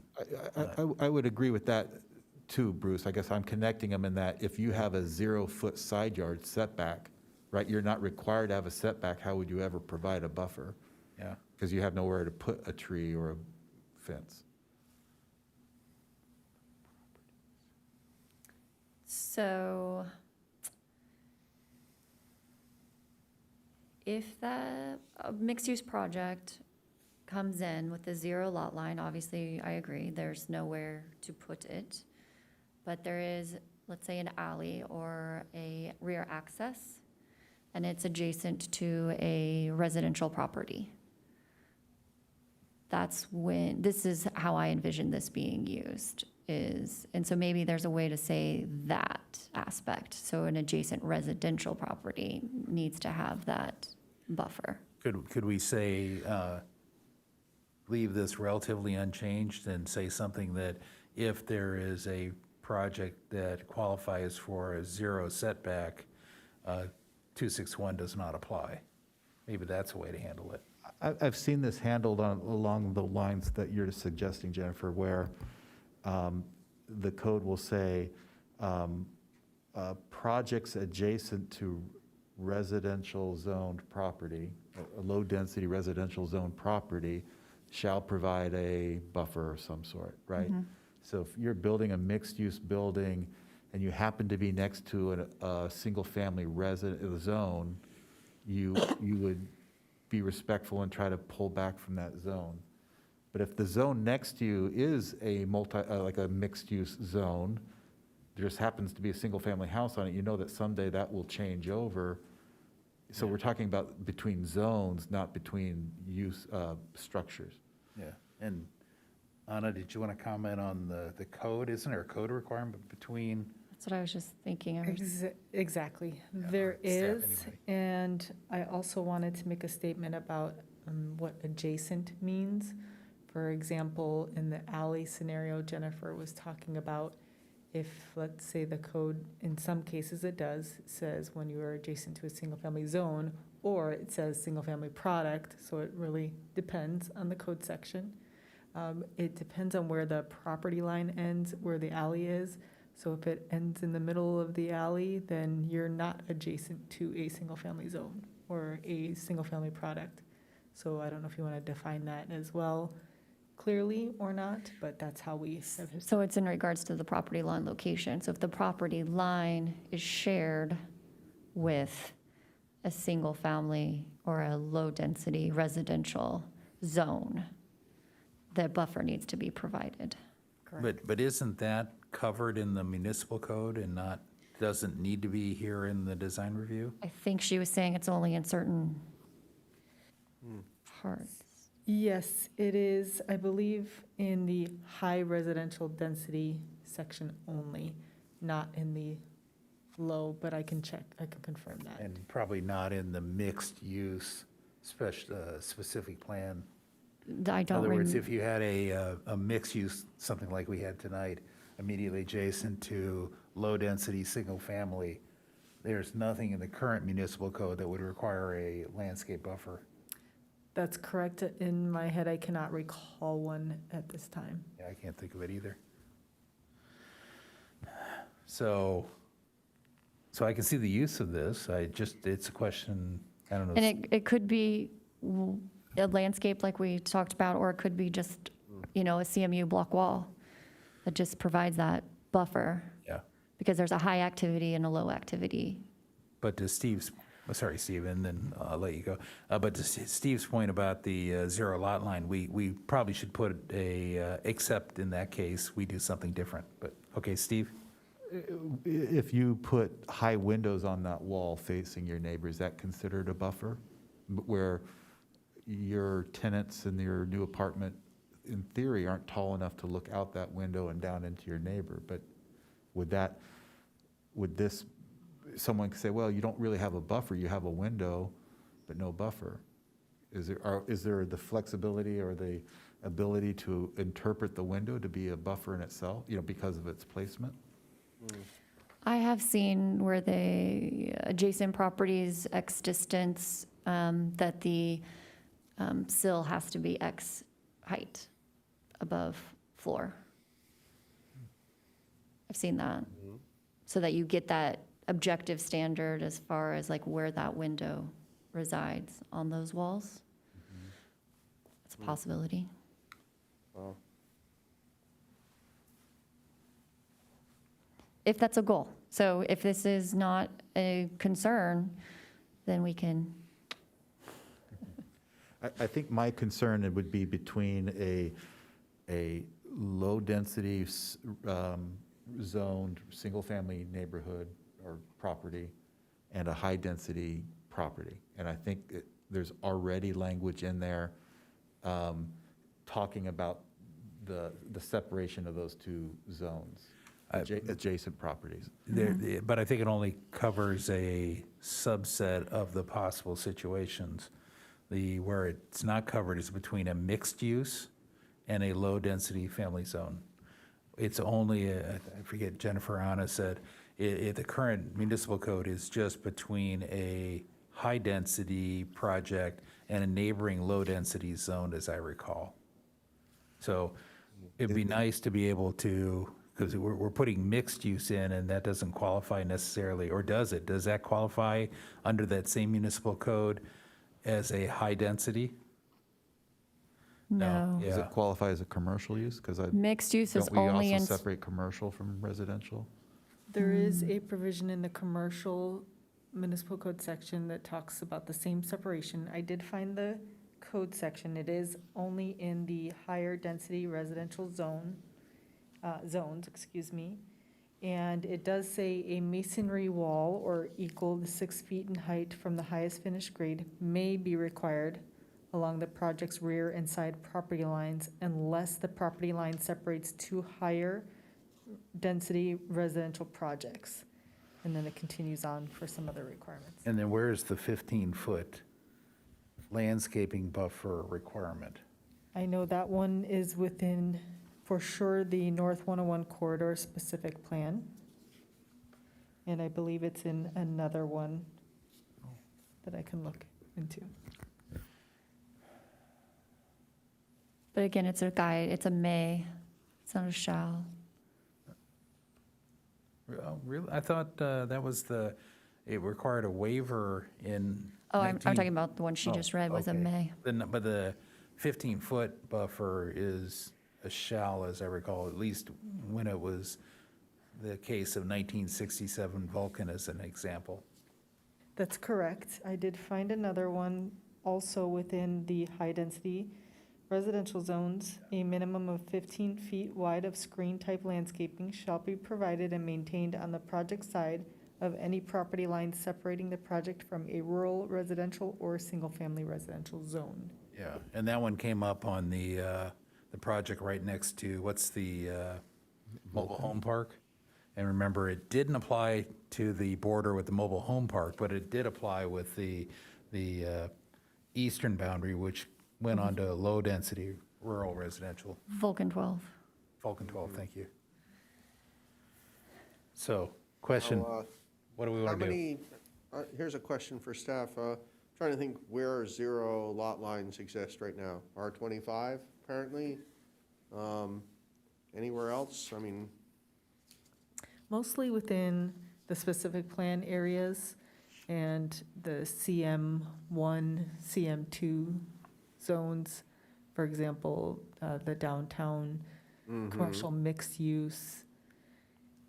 There are others as well, but mainly you'll see that within the specific plans. And some specific plans also state that you can have a 0 through design review. Otherwise, Right. it's I know 10. Cardiff has that, wherever we have the twin lots, or we do twin homes with, then on what used to be, or still is 2 lots, but that are 25 feet wide usually. But it's pretty rare. I mean, certainly there at a 0 lot line, I think we should just say, except for, it's a mess. I mean, I can totally see, you want to protect, I can hear, I can't remember who suggested this, but it's desirable that you wouldn't know what your neighbors wouldn't have direct sight lines into your private yard areas, but we already have so many homes that do have that. I mean, when we first moved in here, we went and looked at a bunch of condos, the ones up behind Target, and we went in, it was nice, a beautiful place, and I opened up the window, and some guy looking at an apartment across the way opened up their window drapes, and we were like nose to nose. I was like, blah. You know, and we totally decided not to do that because we could see in everyone's back little private space. And we knew that they could look in ours. It was, you know, for us, it was intolerable, but, you know, for obviously lots of people, it's paradise. You know, maybe not the best paradise, but it's, you know, with this standard, we're trying to protect something that's not currently protected in anywhere right now. Or partially protected, I think. It's partially protected, but it's usually it's like a good neighbor policy. So I don't want to see it gone because I think it's a laudable goal. I just don't see how to do it without, you know, impacting the ability of people to use their property. So I think, Steve, you had your button hit. Yeah, I guess I'm concerned about from 0 to 5 feet side yards. Yeah. Right? 0 being the obvious Well, one. let's, But I think it's the same issue holds true for me at 5 feet.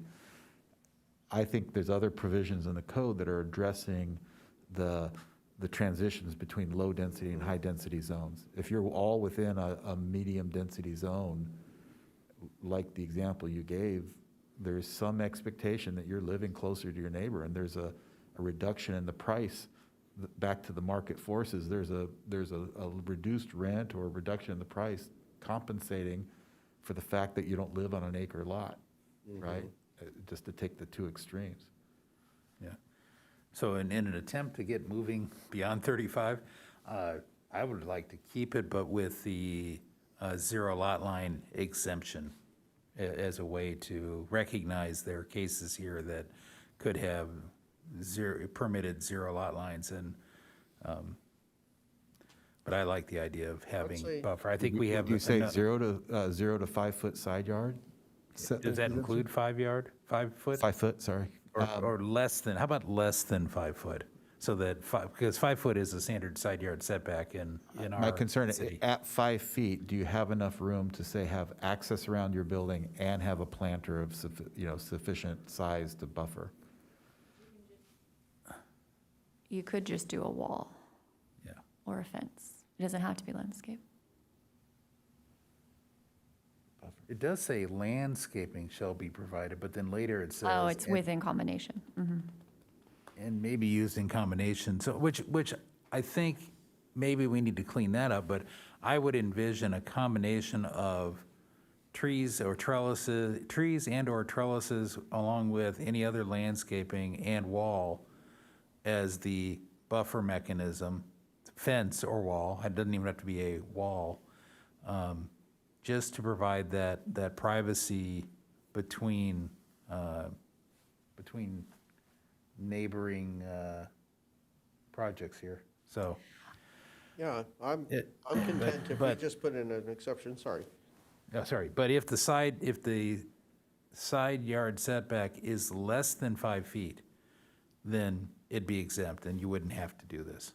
Because I would assume less than 5 feet, there wouldn't be sufficient space. And I think that accounts for a lot of our unique cases around the city. But by excluding 5 feet, I guess most setbacks are 5 feet or 0 feet. There's not a lot that are 3 or 2 or 1, right? Yeah, there's some So- substandards. Yeah. Right, but if you applied that to all setbacks greater than 5 feet, 5 foot 1 inch or more, then all of this applies. But at 5 feet, a 6-foot wall next to a 2-story building doesn't do anything to screen the second floor windows, right? So I would say that you would have to put in a tree or some other heavier, shrub Yeah. higher than that wall. And can you really fit that in 5 feet? I don't think you can. Okay. I'm picturing Cardiff with, 5 feet on this side, 5 feet on that side. Who's planting the trees to protect whose windows? Nobody. And how are you wedging them in there? We're talking 10 feet, literally concrete to concrete. What kind of tree is going to fit there? Cypress, I suppose. But even then, it's like you had a squeeze between it. Yeah. And are they both on either side? It's doesn't, Well, isn't landscaping preferred? This is why we have the word in 262, landscaping privacy screening, is what we want. We want it to be plant material. We want it to be vegetative. We hopefully native plants, maybe even. But then it says at the bottom, toward the bottom of it, that it can be supplemented with walls, fence, whatever. But I think the point of this standard or guideline is we want to see plants there as our defining buffer.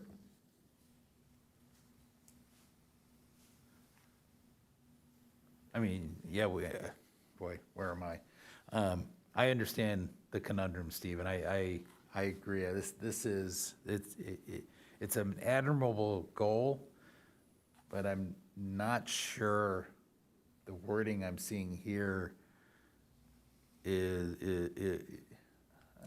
I'm not sure of the utility, if that makes sense.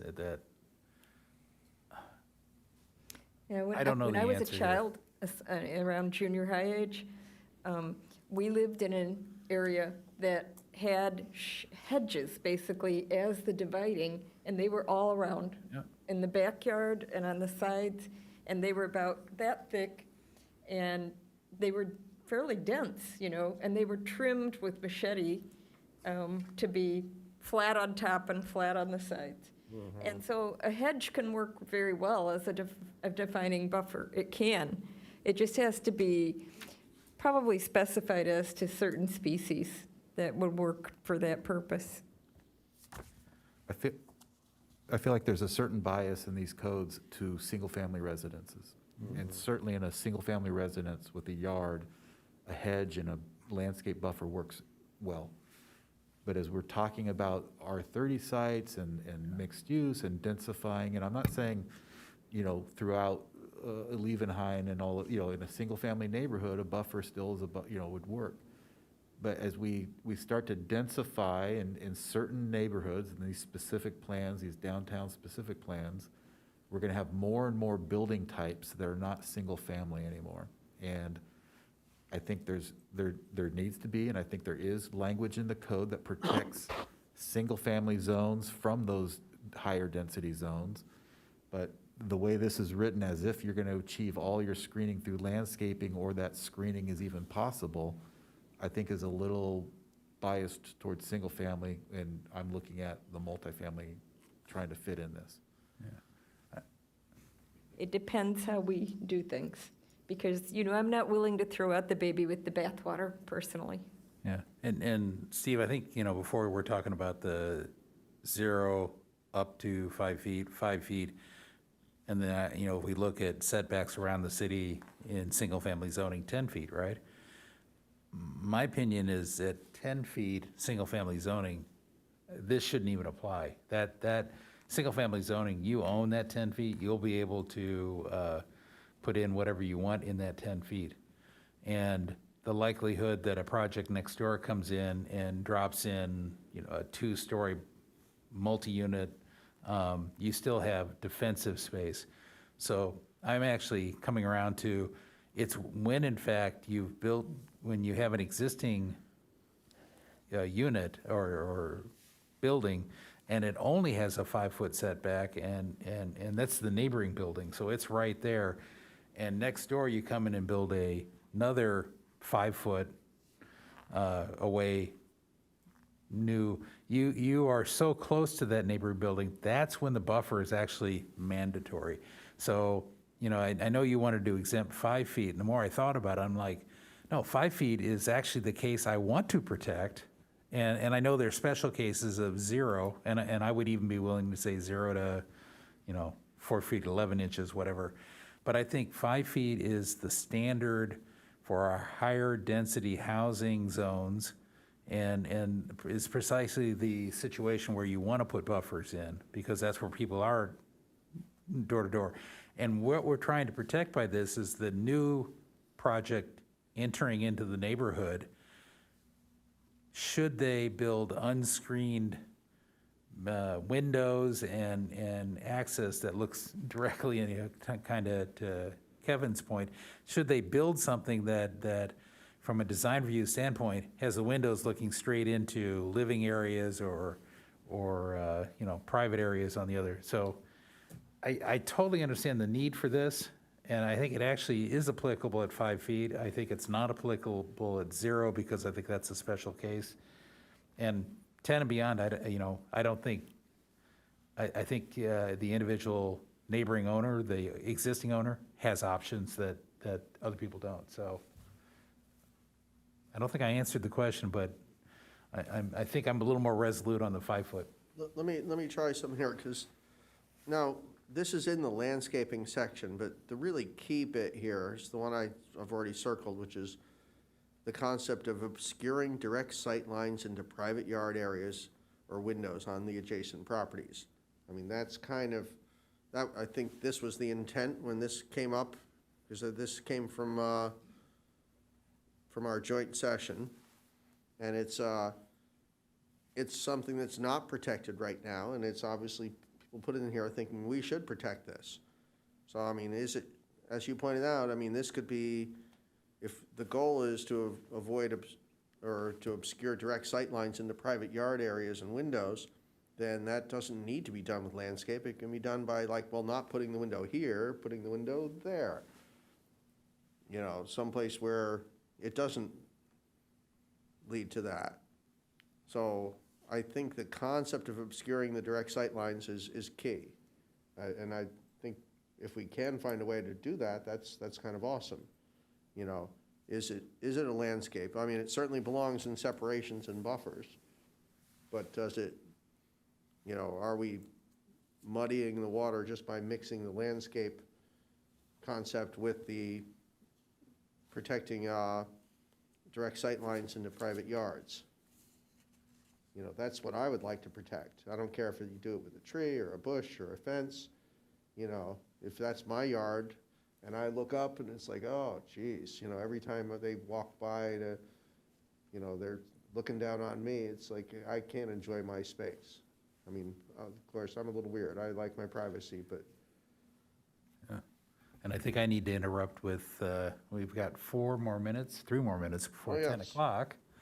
I'll either entertain a motion to extend the meeting or to, I guess, continue at date certain. So first I'll ask, is there any interest from the commission to extend the meeting to either 10:30 or 11? I don't hear any volunteers. Given the fact that we've made it through 15 pages and we have 32 yet to go, I don't think we're going to finish this in a half hour. I would agree. So in that case, is this something, Jennifer and Anna, Could we continue this to a date certain? is there a date certain we could continue this to? The next hearing, I believe, is December 8th, I want to say. 2nd? Did I get that wrong? December 2nd? Is that the first one? 3rd, 4th. And I believe there's a grant hinging on this, and there is a clock ticking. It's just, it's not next week, but it's. Yeah, we need to finish. Sorry, we need to finish by February. December 2nd is the first Thursday, right? These are the first and third Thursdays? Yes, I just pulled up my calendar. That is December 2nd, and we do, at this time, only have one agenda item. Ooh, that sounds like we can come back with fresh minds, but what I would recommend, I will open the public comments up just in case. I think that's a better thing to do if everybody agrees, or at least I get a consensus. I'm getting mostly Always nods, close it so. again when we So start I'm the opening meeting. the public comment. I don't anticipate a whole lot of time spent on that. And then can we just, we'll finish up, come back with bright ideas for page 35, and we'll move on from there. And thank you for not changing the page numbers, and hopefully we don't have to, do we need a updated staff report? I don't think we do, other than you probably need to add something in there about it got continued again. Unless you want to see my changes on this next meeting, then I don't need to update other than the staff report. My thought is, my personal thought, but I want to hear from the rest, is no, I don't need to see your changes because I want to get all the way through to the end once. And then we'll decide what we want to do as far as the changes and the recommendation to council. So I'm seeing 1 nod, 2 nods, 3, sort of a nod. I got a thumbs up. thumbs up over So we here. got a consensus there. No, you don't need to incorporate the changes. And so then we'll come out of Thanksgiving and not have to reread everything and we'll have our notes already. So, okay. So I need a motion to continue this date certain to December 2nd. I'll make such a motion. Second? Okay. And any discussion? No discussion? Call the question.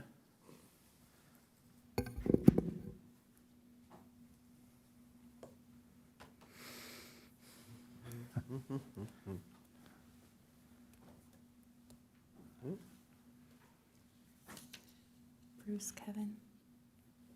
What is it? Is it, oh, whoops, I was on presentation, sorry. It's okay. I don't know, so I think I'm gonna ask you to register my vote. I'll say yes on this. Okay. Yeah. Oh, I'm same way, All yes. right. So the vote passes unanimously to continue to date certain of December 2nd. Okay, Gotcha. You know, I think these things go off at 10 o'clock. I'm serious. Ours don't. I can tell you it does not. Your clock is just a minute they're off. Kevin, mysteriously, it's just the vice chair and chair, so, you know, it's a way of getting us to quit on time. So future agenda items added by planning commissioners? None. Planning commission reports? I don't see any, good. City planner reports? I have one. The Encinitas Boulevard Apartments appeals were denied, meaning that they upheld Planning Commission's decision to deny the density bonus and design review permit and to approve the boundary line adjustment. Okay. And anything else? That's it. So with that, thank you, everyone.